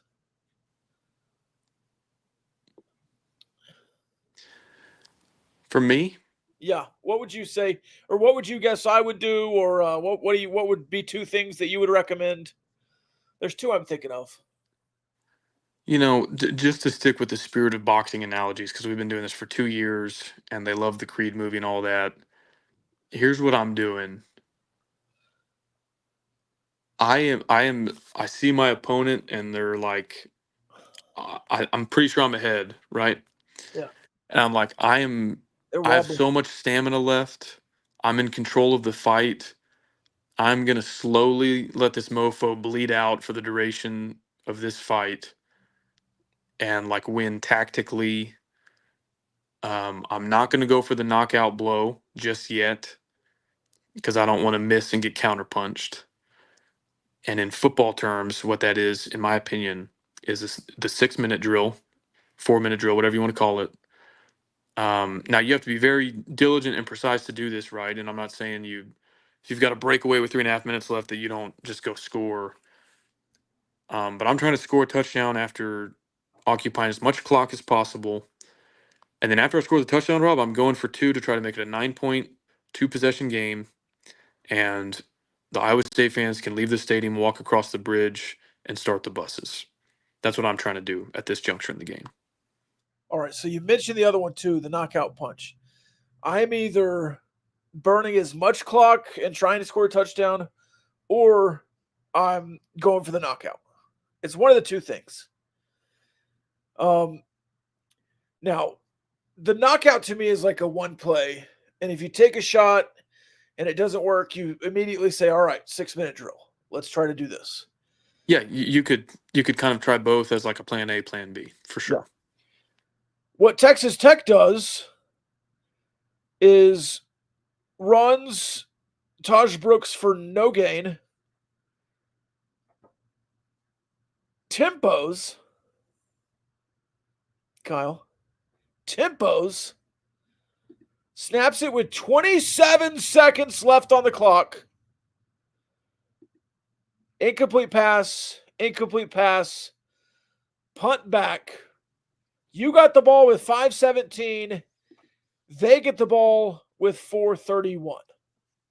Yeah. And when they did this, when they got the ball back, I said, game over. They're going to go slow and kick a field goal to win because Matt Campbell's a good coach. That's what I said to myself. I have a plan. That's what I said to myself. You know what I said, not to myself, but to others in the Discord when that sequence unfolded? What? And I'm going to have to do a heel turn and apologize soon. Spoiler alert. But I said, if Zach Kitley was a plant from our opponent and was trying to give them the ball back with as much time as possible, without being too obvious, like without spiking it 3 times, Yeah. What would we have done differently on that drive? Yeah. And I was, before that, again, this is not a hindsight thing. Before that, I was in all caps saying, slow, Kitley, slow. And I put gifs of tortoises and all that in the Discord. It's like, slow. When we tempoed up to the line after running for no gain, I was like, I'm going to jump out the living room window here. Same deal. I thought this was our shot. We missed it. Iowa State's going to win the game. Like, I was pretty dejected, feeling down about it at that juncture. I mean, like, the drive went the exact opposite of Yeah. how I thought it would go and how I wanted it to go. So that was 17-16. Abu Sama run for 1. Higgins for 23. Jalen Jackson -3 yard gain on a run. They're going slow. They are in the mix for a field goal. They're in Texas Tech territory at the 44. Incomplete pass on 3rd and 13. They run kind of a crossing route or trying to go across the field to a guy who I think has 1 catch this year, Carson Brown, and he houses it from 44 yards out. That guy has to fall at the 1. Again, You threw it to the kid with no experience, and he scored too fast. I got up off my couch as that play was unfolding, thinking, like, first off, let's get off the field on 3rd and 13. When it was clear we weren't, I was like, just let him score, just let him score, just let him score. Like, at that point, you just want the ball back with as much time as possible. Yeah, go score, go score, go score. Yeah. And we lost to Baylor in 2019 because Sir Roderick Thompson had a breakaway touchdown run. And if he slides at the 15 or whatever, we kick a field goal that has a 95% chance to go in as time expires and never go to overtime in that game. Yeah, Texas too. Yes. At home. In the horns down game. Yeah. And I know it's hard to do. And, like, you probably can't even coach guys to do it unless it's right after a timeout when you're saying, like, hey, if this is a breakaway touchdown, slide. I mean, it just takes so much wisdom and, like, football IQ to do that in the moment. That's why you rarely see it. But when you do see it, it's usually a really smart play. I think Jerick McKinnon did it in the Super Bowl a couple of years ago. But yeah, as he's running down the sideline, I was like, just let him score. Let him score. I want the ball back now. Like, it's our best chance to win. If you knock him out of bounds at the 5, we're toast.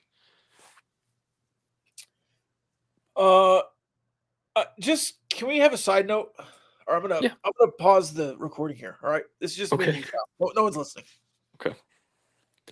You and I always talk about Matt Campbell and how he's a great coach. He's the best coach in Iowa State history, right? We've said that before to each other. Yep. And on this podcast, we've been very highly regarded to Matt Campbell, and we think he's very good. We love the Iowa State people. Is he just a 7-5 coach? No, he's not. He did some dumb stuff. The field goals at the 3 is indefensible. Yeah. Like I said, it's hard to coach a guy like, hey, on this 3rd and 13 we've got coming up, if you're running into the end zone, slide. Like, I wouldn't fault any coach for not having their guys ready for that. Sure. But I don't know. I think, honestly, Iowa State got a little screwed by COVID. There's this whole stat that they've never won 10 games. They went like 9-1 in a shortened rate. Like, they would have won 10 games if that was a real season. They'll do it this year. I think they'll do it this year. They won a New Year's Six Bowl, even though it was COVID. Like, you know, some people don't really count that. I still think they'll win 10 games, but Rob, if they finish 9-3, like, don't go to Arlington and then lose a tough bowl game, I don't believe in curses, but that would feel like we have a hard ceiling as a program, and whatever our best year in program history ever is, we will have 9 wins. And that has got to be a tough goal. Now they'll have 10 wins this year. I think so. But I think next year they'll go back to 7-5 because that's what Matt Campbell is. Yeah. All right. Let's recording's going again. All right. Yeah, cool. All right. That brings up Texas Tech's kickoff Wait. And I thought Jordan Brown. Do what? Before you get there, Okay. I tweeted Yeah. something. They went for 2, by the way. Yes, they did. I tweeted something right after the Cyclones scored and went ahead. This was the second lead change in the final 17 minutes of the game. I tweeted something, Rob, that you often tweet. So I was kind of channeling my inner Rob Bro on a Twitter account that you and I share, where I try not to insert too much of my own opinion because I know it's a shared space. I tweeted something, though, that was a little bit bold, but that I thought you would approve of me tweeting. And I said, they left Baron Morton too much time. Yeah. And I would have. Yes. for some reason, some Iowa State fans, some K-State fans, but a lot of Texas Tech fans hopped in the replies. There's laughing emojis. Left it too much time to go 3 and out. How much time do you need to turn the ball over? Got ratioed a little bit. There was more replies than retweets. It was not taken seriously. So I just want that out there again on this theme of, well, it's easy to say this in hindsight. This is in the moment. This is before whatever happens next unfolded. The Gamblin Gauchos Twitter account said they left Baron Morton too much time. Okay, proceed to the kickoff. Well, Kyle, for one final time, we've done it after a turnover on downs, an interception, a fumble, and a missed field goal. Now, what do you do after a touchdown? That's the question. Down 5, you have to score a touchdown. It is a false. Go ahead. Here's my thought at this exact moment in time. There's 2:07 left on the clock. And I'm thinking to myself, we have one play on this drive that is guaranteed to have where we can run the ball and we're guaranteed to have no negative consequences when it comes to the clock. And that was the very first play of the drive because you have the 2-minute warning. Whether you drop back and throw an incomplete pass, a complete pass, run the ball, you're going to go from 2:07 to the 2-minute warning. So I said, this is our one chance, consequence free, to run the ball. Doesn't mean we can't run it again later in the drive if we're doing well or it's 4th and 1 and we want to do that. But this is the one time you can do it and not have to worry about the consequences of the clock. And damn it if I wasn't proud of Zach Kidley. A little tear rolled down my eye when we handed the ball to Taj Brooks, 2:07 left, and he hurdles the guy, gashes him, first down. And it's like, okay, that's a little mo going into the 2-minute warning. Now we get to draw up the rest of the drive. We're out past the 30, 35-yard line. It's on now. And so I was thrilled that we ran the ball, handed it to our best player in that moment. And we did later on in the drive too.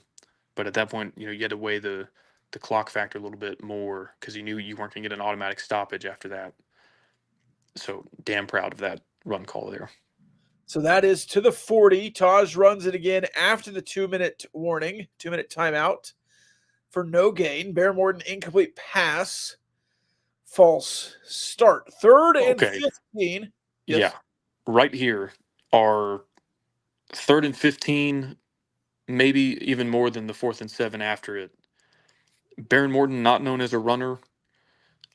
We draw back 3rd and 15. First off, it's looking not good for us regardless. Drops back, runs around. I'm like, okay, this is not what we want on 3rd and 15. He's not at his best when he's scrambling or running outside the pocket. Yeah. He gets what he can. He gets half of it. I don't remember if he got 7 or if he got 8, but I was like, that's an underrated play. Got out of bounds, and now we have a realistic shot on 4th down because 4th and 15, you're probably screwed. And then 4th down makes a little magic happen. Like, that was not easy, not an easy throw, not an easy catch. I think we passed the sticks by about a yard. I mean, it goes without saying, converting that 1st down helped you win the game. But because you only got 8 yards on each of those plays or whatever, it doesn't pop out on the drive chart or in the stat sheet. But those were massive, massive plays by Baron Morton.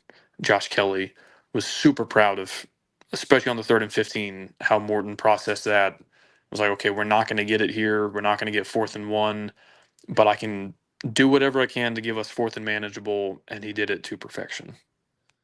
Yeah, Baron Morton to start the game on those first 2 drives was incredible.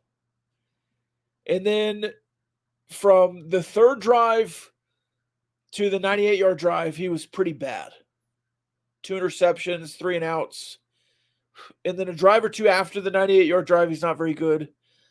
And then here, 3rd and 15, runs for 8, 4th and 7, 8-yard completion. And then the final several plays here, it's Taj Brooks for 14 to the 35. Baron Morton to Josh Kelly for 13 to the 22. Baron Morton to Caleb Douglas to the 8. To the 14. Jordan Brown catches the pass from Baron Morton to the 1, which I thought he scored, but he didn't. Did you think the Josh Kelly sideline catch was a catch? Yes. Well, he kind of collects it onto his thigh, so I would have understood them overturning it, but since it was called a completion, I agreed with them keeping it. And I would have said the same if it was flipped to Iowa State. If Iowa State caught that on the sideline and they called it a catch, I would have been fine with them keeping it a catch. I think I feel the same. When I saw it live, I thought it was a catch. But had you showed me that clip and not told me what they called on the field and like slowed it down for me, showed it to me at every angle, I would have probably leaned toward his foot came up before he had it like secured on his thigh or hip. Yeah. But it was so close that either way, whatever they called on the field is probably what they should have gone with. And so I'm trying to be as honest and objective about that as I can. Where I can't really relate to Iowa State fans is that play was on 1st and 10. Yeah. And we wound up scoring with, I think, 29 seconds left or so. They kind of made it sound like that was the pivotal call of the games. Like, even if they called that incomplete, we have a stopped clock. It's 2nd and 10. And what we did in the subsequent plays, like, we still would have had enough time to score. We still moved the ball from that point forward. So I get it. Every play at that juncture is critical, and you want the refs to get it right. It was so close. I would have just stuck with what they had on the field, which is what they did. And I just don't like them making it out like it was a big 4th and 10 missed call or something that extended the drive, because I think it still likely would have gone the same way with the same final result had they said no, incomplete pass, 2nd and 10. They also were complaining about a missed holding call, which in the moment I said holding. So I think and I'm glad they didn't call it, but they have called that holding a bunch of times in the last 10 years. Rob, as a football guy, you may have heard the cliche, you can call holding on every play if you want to.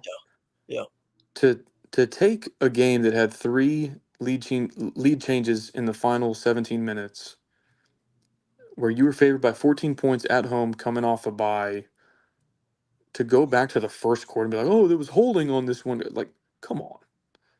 I guarantee you, if I wanted to, I could find a key first down Iowa State got and make a case that one of their linemen held us. Like, welcome to the game of football. Yeah. It's funny, really. All right, so that Jordan Brown catch puts you at the 1. Oh, wait, false start, the second of the drive for Caleb Rogers. Wait, why was there anything unusual about pre-snap that may have contributed to a false start there? Do you mean the quarterback not being back there? Yeah. Like, did we have issues with that earlier in the same game? Could that have caused the pre-snap penalty yet again? Yeah, different clapping rhythm. Is that what you're saying? I think anytime you change quarterbacks, how often does the backup quarterback come in and the first snap is whatever, or there's a delay of game or a false start? Like, that happens pretty frequently. Yeah. Now, and you're doing this in the rain, on the road, on like a play that could not have greater implications on the outcome of the game. It worked out. You get the penalty. You run the same play I guess you were going to run, and we win the game, so no complaints. But I question it. Why can't Baron Morton receive the snap and simply hand it to Tosh for a yard? Why do we have to, get so creative here? And almost shoot ourselves in the foot. We survived it, but first and goal from the 6 with 30 seconds left, very different than first and goal from the 1 with 30 seconds left.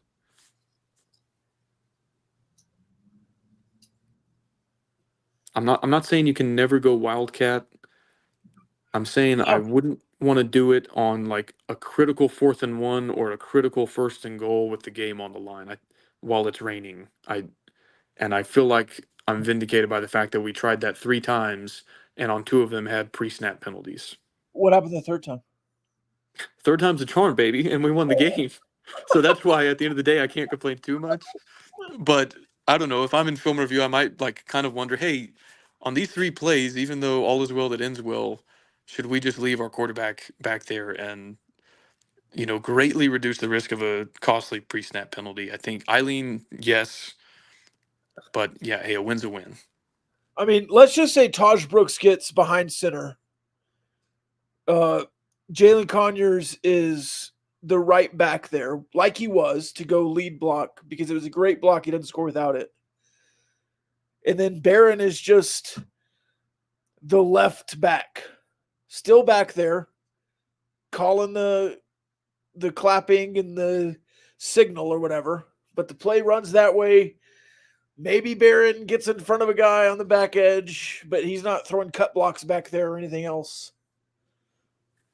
Yeah, hey, or you just snap the ball to the quarterback, and then he hands it to your All-American running back who weighs 235 pounds, and you see if you can lean forward 3 feet. I liked but I'm talking about after the penalty. You're getting back there and doing it that way. Okay, yeah. Penalties happen. Sure. I also, again, I wish the pistol whip would come back.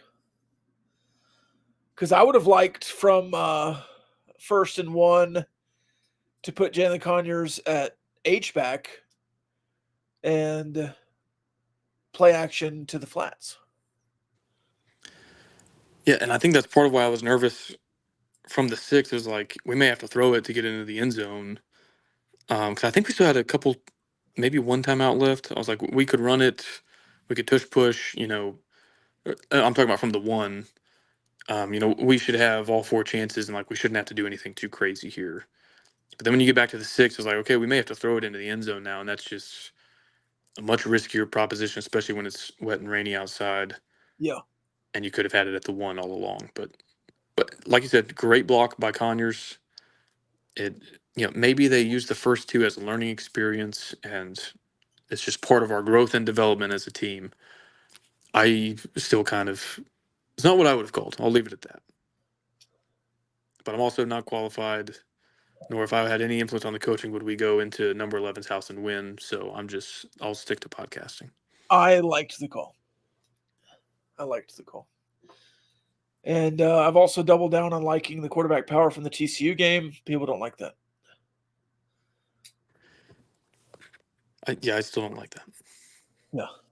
Do you feel like, though, just to clear the air, do you feel like I'm pretty honest about, I'll admit I like to call even if it went wrong, or dislike to call even if it went right, and that I don't only, in hindsight, say, I liked all the good calls and I hated all the bad calls?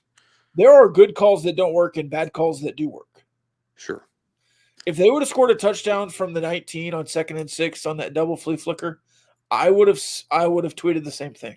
I was just going to use that as an example. Yeah, I would have hated it as well. Yeah.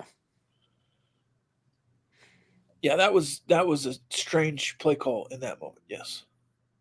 Huge win. You want to tie a bow on it? Yeah. Final thoughts. We'll get you out of here to watch your Vikings. So our Patreon subscribers have access to this info, patreon.com/Gamblin Gauchos. 12 possessions for Texas Tech's offense that game. Very normal, standard number. On 8 of those possessions, Taj Brooks had 0 carries or 1 carry. On those 8 possessions, we scored 3 points. That is almost 1/2 of 1 point per possession. On the 4 possessions where he had 4 or more carries, which also means, by the way, there were no possessions where he had either 2 or 3. It was completely commit to Taj or don't give him the ball at all. On the 4 possessions where he had 4+ carries, he had we scored 20 points, and he had something like 21 carries for, I don't remember. I'll have to go back and look. We averaged like 5 yards per drive, which is elite when he touched the ball 4+ times, or was handed the ball 4+ times. He had a couple check down catches that I don't consider that committing to the run game.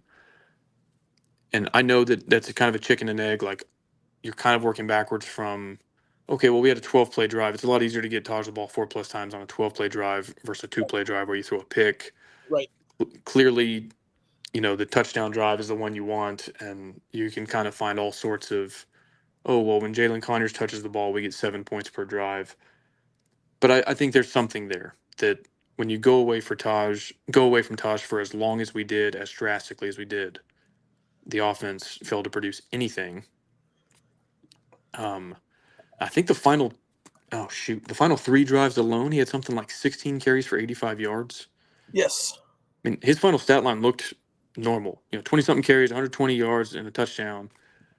It was backloaded. And thank goodness. I mean, we needed his production at the end there. Second ranked road win for Joey Maguire at number 16 Kansas last year, at number 11 Iowa State this year. 2 ranked road wins in his first 3 seasons. He matches the number of road ranked wins we had between Mike Leach's firing and Joey Maguire's hiring. We went 13 years with 2 of those, and Joey's got 2 of them in 2.5 or What was 2 and change. What was the second one? Tuberville beat OU in Norman. Right, And in 2011. Kingsbury beat Oklahoma State in Stillwater in 18. Oh, and that was a fraud Oklahoma State team. I think they wound up That okay. was a huge win, but that was Taylor Yeah. Cornelius. Yeah, I think They they were wound ranked up like 8-4, like still a Yeah. better win than we were accustomed to, but Certainly. like I don't think Iowa State's going to wind up 8-4. Kansas won 9 games last year. Right.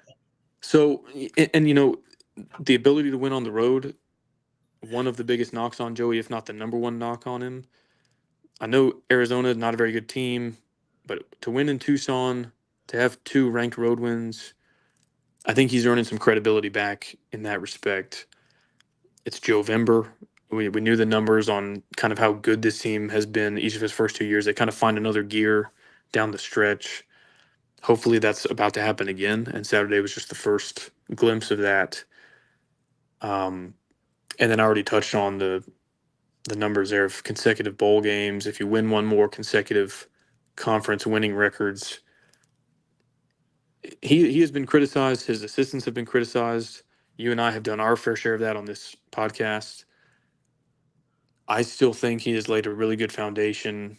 He's earned a lot of credibility in my eyes. It's far from perfect. In fact, at times it is extremely frustrating to watch, and you kind of wonder yourself, how did we win that game? It's what I was certainly thinking to myself Saturday night about parts of it. But at the end of the day, going back to what we talked about at the top of the show, a win is a win. And 1 is a fluke, 2 might be a fluke. When you're in year 3 and you're on the verge of, so many ranked wins, so many wins over teams with a winning record or bowl record, you're bowl eligible 4 years in a row for the first time since 2007 to 2010. I don't know if you can use a 3-year track record at the beginning of his tenure where he's still building the foundation as a fluke. I know that last year there's a lot of hype coming into the season. This year maybe there was expectations for more, especially after you get out of the gates 5-1. But overall, I think especially with the momentum that comes from a win like this, it's hard for me to gripe as a fan or be like, oh, well, what about this or that? Or I know it's not perfect, but I think this was a massive win. I don't care that it had its ups and downs. Yes, they will have things to work on in practice this week. Nobody denies that. But this is the kind of win that you just have not collected as a program since Leach was fired. And it's why you're on your 4th head coach since him is, okay, Tuberville, Cliff, they get bowl eligible every now and then, but it's like we can't quite turn the corner. And we have not turned the corner to the level that Baylor, Oklahoma State, TCU have, no doubt. But we have absolutely turned the corner from where we were when Joey was brought in. And I think there's something to be said for that. He has elevated the program. We are better off than we were 4 years ago, to use some election speak. I think there's something to be said for that. You can give him an incomplete grade. You can say maybe it's not an A+ at times. But if you can zoom out and get over the frustrating loss at TCU last week, I think overall we're in a good spot. And I kind of appreciate that as a fan. So I'm, I get in the habit of getting on this podcast, and it's the nature of the beast. You run through the good, the bad, and the ugly. But games like this and seasons like this kind of help put into perspective we are going in the right direction. And that's something I'm very confident of. And there is hopefully another next level ahead. But it's hard for me to complain in a moment like this that we're not on the right track. So as a fan, I'm certainly very thankful for that. You are 1 win away from tying what you've done the last 2 years in Big 12 play. You are 2 wins away from 6 Big 12 wins. You're 3 wins away from 7 Big 12 wins. Taj Brooks passed 1,000 yards rushing for the second straight year this week. And Josh Kelly is 85 yards a game away from being your first 1,000-yard receiver since 2018. And Taj and Josh would be your first 1,000-yard players since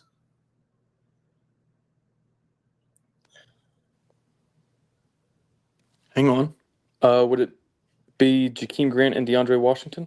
2015, Jakeem Grant and DeAndre Washington. DeAndre Washington, 1,400 yards, which is about what Taj is on average for. It would take a couple of big games from Josh Kelly to get to 1,200, but he is, if he gets his season average, which is 81 3 times, he'll be at 981. So he needs about 87 a game to close out to get 1,000 yards. Then that's your closest option there. Hey, can you turn the recording off again, and you and I can say something off the record? Beep. All right. Because I don't think anybody wants to hear this. Okay. First off, where Kyle was wrong, and maybe this was a reverse jinx of sorts, but maybe it was Wednesday or Sunday, whenever we did one of our previous episodes, I was like, yeah, DeRuyter, I saw these numbers come to light. I don't know if that's it. Coached a hell of a ball game, like one of his best performances as our defensive coordinator, and immediately had me thinking, okay, well, that was a stupid thing to say on the last podcast. Yeah, some dumbass wrote an article about replacements. I saw another. Sometimes, Rob, what I appreciate about other people is they can frame something like that you already know is true, or like you've heard it before, but they put it in a different frame of reference that helps you see it differently. Zach Kitley is like your age, maybe. He's like 34, something like that. Maybe I don't have that exactly right. Yeah, I think he's either a year younger or a year older. Yeah. At age 34, he has an NCAA record holder quarterback under his tutelage, Bailey Zappi. He has a receiver that he's 33. Okay. Jarrett Stearns in that offense, I forget what numbers. He might have had 2,000 yards. If not, he was close. And since he got here, we've dealt with the quarterback injuries. Now, fair enough, you can blame some of that on him calling speed options with his quarterbacks. I'm going to leave that for a separate time. He has not been dealt a great hand with the offensive line, the quarterback injuries. He's about to have, coming off of coaching the NCAA record holder for a lot of quarterback stats, to having a back-to-back 1,500-yard-ish rusher. And he's 33 years old. How many 33-year-old offensive coordinators, let me rephrase that, how many offensive coordinators, period, have had a quarterback or a running back as prolific as Bailey Zappi, Taj Brooks, in their entire careers, much less did it by age 33. It kind of makes me wonder, is he the best offensive coordinator in the Big 12? Not right now. Is he miles ahead of where all the really good offensive coordinators that we would never be able to get here were when they were 33? Probably. How old is Colin Klein right now? He's probably about Kitley's age. He was playing as a fifth-year senior in 2012, so he's probably like 35. He's considered like elite at what he does, in high demand. I don't know. Like, again, I knew Kitley was young, but having it put in that kind of framing for me was like, okay, you know what? If you wanted to try to sell me on Zach Kitley as like a stock, I might be more inclined to buy right now at this moment in time than sell.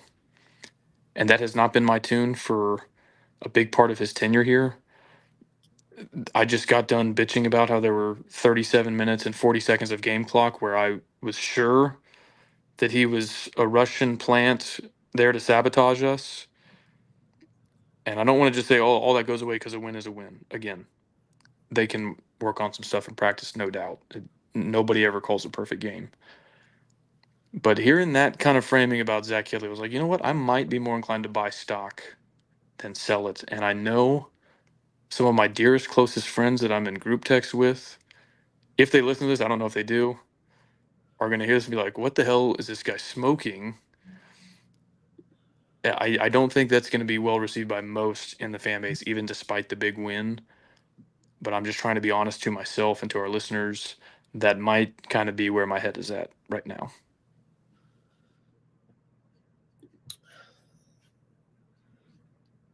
Ryan says putting together long drives for touchdowns on the number one defense in the Big 12 and a nationally elite defensive coordinator in the rain is actually good. Yeah. And as hey, can we restart the recording? Sure. All right. Let's restart it. Okay. As sloppy as it was, 23 points, it really was 24, but you went for 2 late. Against a defense that gives up 14, in bad conditions at their place, if they were a bad defense, Iowa State, and they gave up 34 points a game and you scored 45 on them, everybody like, oh yeah, great offensive performance. So it is partly about perspective. They're a really good team. They usually don't give up a ton of points to anybody. The defense played well. The offense went away for large portions of the game. But when it counted, holy cow, did they find some guts, some grit to go take care of business. And that is, again, a step further than anything else we've seen this year, a step in the right direction, something I was proud of. So call it whatever you want. You can say a win is a win or whatever. Maybe I'm a pink Raider for not being harder on the team. I don't know. Cody Campbell said we're all Red Raiders. So say whatever you want about the win. I don't care. We beat the number 11 team undefeated at their house. Avoided an absolute disaster, potentially not being bowl eligible after starting 5-1. And we're knocking on the door of yet another like best season since whatever, if we can win 1 or 2 more of these. So I'm happy. Joey Maguire was happy too. Somebody asked, what about the Maguire getting tearful at the end? Let's play that real quick. Taylor standing by with Coach Maguire. Thank you. Coach, you come to Ames, Iowa, and upset the number 11 team in the country. How? The guy, oh, God dang. I'm so proud of these guys. We had a really rough week last week, and losing right at the end. And, we had so many opportunities. And tonight, again, we had opportunities, and we came here, we won a game. My first year, we got bowl eligible in Ames, Iowa, and my third year, we get bowl eligible in Ames, Iowa. We're really prepping our guys. I can hear the emotion in your voice. What brings out that emotion? Just because, people don't understand what these guys go through. People don't understand the stuff that they see on social media, and they take it to heart because they love this fan base. And when we're criticized, we get it. we should be whenever we're not doing our job. But man, I'm just so proud because a lot of these guys, they take it to heart, and they could at any point quit, and they didn't. And you have to be proud of Taj Brooks. You told me at half you wanted to feed him. What about him makes him so reliable that with the game on the line, 6-yard line, you hand it off to him? Yeah, he's so special. He's got great vision. He's so hard to tackle. He's patient when he needs to be. He gets behind his pads when he needs to be. And I'm telling you, no matter what would have happened, all he cares about is winning this game. So he's got a record that we're chasing. We're trying to be the number one back in Texas Tech history. We're trying to go get Hanspart's record, but he doesn't care. He just wants to win. And you guys, bowl eligible. So how do you celebrate that? Well, we're gonna take 24 hours like we do all the time, and then we're gonna get ready for a big game next week against a great football team and a good friend of mine, Deion Sanders. It's gonna be fun in Lubbock next week. Congratulations. You want to know my first thought on that clip, Rob? Yes. Contrast that with Rudy's Country Store and Barbecue. Coach, what's your favorite thing about Lubbock? Say whatever the hell you want about Joey Maguire on the road or, playing Baylor and Lubbock each of those 2 years. Say whatever you want about Wyoming. You want that guy to be head coach of your team and coaching the guys that wear the university that's your alma mater across the front of their chest. I had an old football coach. His entire basis for determining if you had a good teammate or not was, would you want that guy in your foxhole with you? And if you could look across the room and say yes, then you were a good teammate. He was a good teammate. You see an interview like that and you go, you want that guy coaching your team? Yeah, absolutely. I also like the line of, we see the criticisms, we can take it because we didn't do our jobs. He knows they should have beat TCU. He knows they laid an egg against Baylor, and they're not defensive. At times, just going back to Matt Wells because he was the last guy, at times he felt really defensive and prickly with the media because of some things they had written or whatever else. Joey Maguire stands there, takes it, and I'm not saying that he's getting in the press conference, but he certainly gets it on social media. And he sees it and he takes it to heart and wants to do better. And they did this week. Did you see that clip when it happened live? Did you see his ear? Yeah, I didn't know what was going on with that. All right, so we've got some confirmation. Okay. A flying trash can hit him in the head before the game. And then when we see that, it's like, okay, well, what? Like, was somebody mad and threw a trash can? Do we have a Matthew Judon situation going on? But no, he just said they were pretty pumped before the game. And they were tossing trash cans, and it hit him in the ear and busted it open. Yeah, I think it was Cody Campbell who was the first to put that out on Twitter, and you sent it to me. And I was like, that either sounds really good, like, yeah, we were just fired the hell up, or like terrible. Like something really bad went down. He almost imploded before the game. Yeah. But going back to what you said, do you remember the big A word that I wanted last week? Aggression? Accountability. Accountability, yes. Yeah. Sounds like they I wanted aggression. Yeah. You wanted sounds like they took some accountability this week and made amends for it in a big way.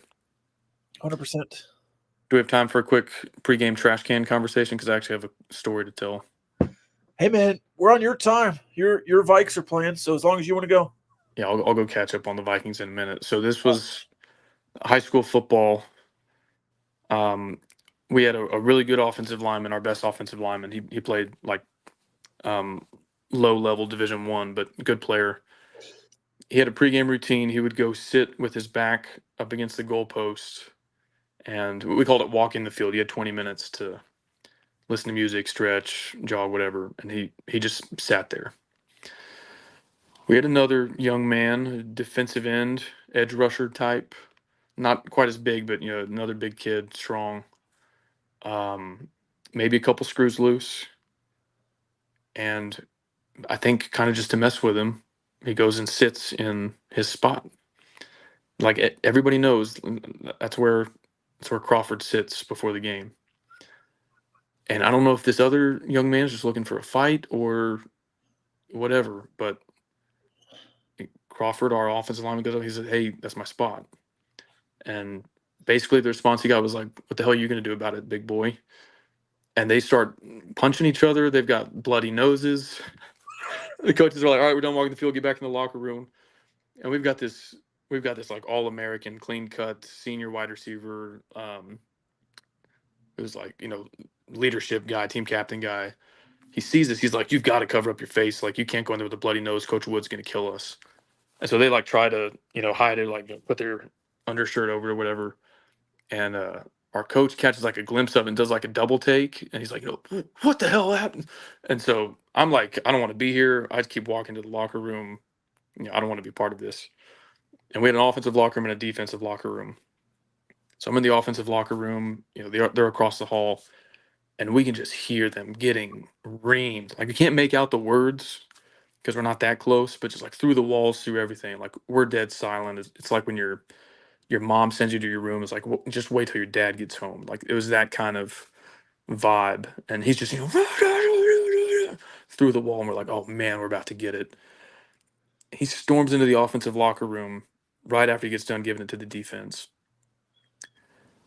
And he's like so mad and flustered. He just doesn't know where to start with it. So he starts a sentence like this that trails off, and then he's like, "I just can't believe you get." And he goes, "I don't even want to look at y'all right now." And he walks out. And I go, "Hell no, that wasn't that bad." Like, and as soon as I'm thinking that, he sprints back in and kicks the shit out of this trash can and like goes crazy. I don't even remember what he said. But the trash can went flying. It was just like a plastic trash can. It hits a kid that was like sitting on the training table getting his ankles taped. He was fine. But so I was envisioning that kind of moment when they said he got hit with. I was like, what the hell happened before the game? But maybe it was just some offensive lineman just hyped his shit and was like, here's a freaking trash can. I'm just going to throw it. And oops, I hit the head coach in the face.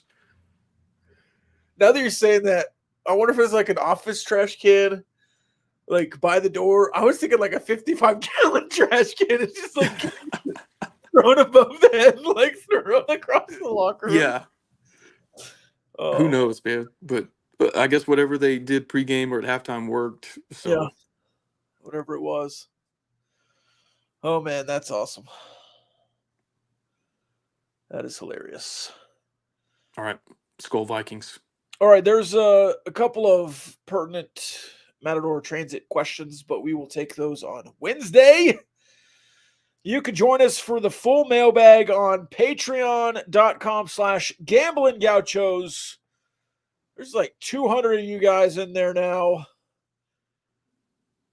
600, I don't know. There's a bunch of people in there. Let's stack it up on the Patreon, patreon.com/Gamblin Gauchos. Join us in the Discord as well. It seems like every bad game or good game, we get a couple of more trickling in, so you can join them there as well. In the Discord, it's the number one Texas Tech Discord in the country. One more thing, Kyle. Matt Leinart, Reggie Bush, Rob Stone, Matt Stone, whatever his name is. Rob Stone. Matt Stone is the South Park guy. Trey Stone. Matt Parker. The boys of Big Noon Kickoff are coming to Lubbock. And that is probably a bunch of guys who've never been to Lubbock. I can certainly think on the outside of Reggie Bush's and Matt Leinart's playing career in their respective jobs as analysts, I don't think Texas Tech has been a part of Big Noon Kickoff. I don't think either of those guys called games and would have been on a Texas Tech game. They never played in Lubbock as USC Trojans. Maybe the Stone guy's been here for something, but I would assume it's these guys' first trip to Lubbock, and it'll be with Coach Prime, who also, I don't know if he's ever been to Lubbock. I can't think of a time when Deion Sanders would have traveled to Lubbock, Texas. regardless, all of these guys making their first trips to Lubbock, Colorado people making their first trip to Lubbock since, what was it, 2000? They left in 10 or 12, but I don't think, maybe 10 was their last year, 9, whatever it is. It's been a long, long time. All of these people, Kyle, making their first trips in a decade plus to Lubbock, Texas. We want to welcome them in. We want to show them a great time, how beautiful our sunsets are at this time of year, how wonderful our sunrises are as they prepare for Big Noon kickoff, the food, the wine, the beer, the art, the music, whatever you want to show them, you can show them. And they can learn more, Kyle, on visitlubbock.org. It's a wonderful place to find new information about the city of Lubbock and the people. Is Joel Klatt calling the game? You know, for Big Noon kickoff, I hope it's Gus and Joel. Joel Klatt's been to Lubbock before. He has. I wonder. I've not heard him call a Colorado game this year. Is he pro Colorado or is? I'm not sure. I can't remember if I've heard him call a Colorado game either.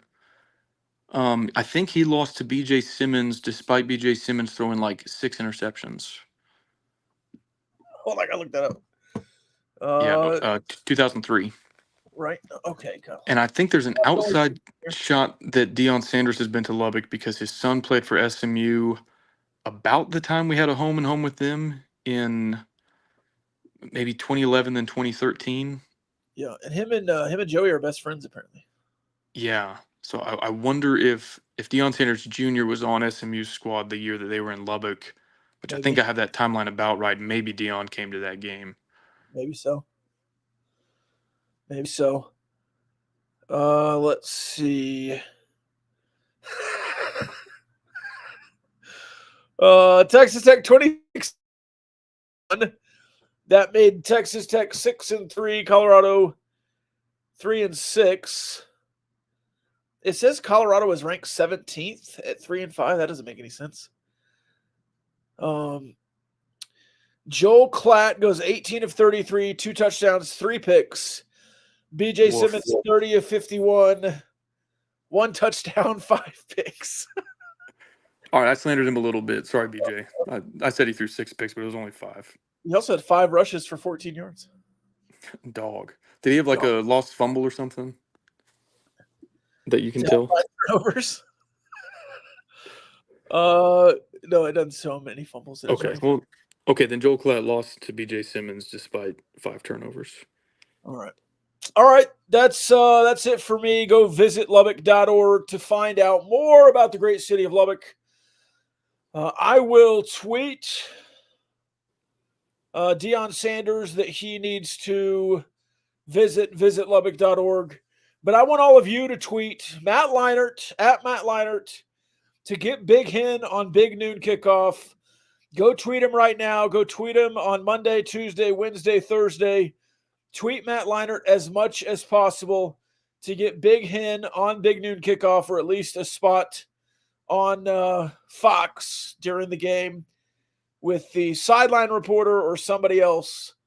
We got to feature this rear end.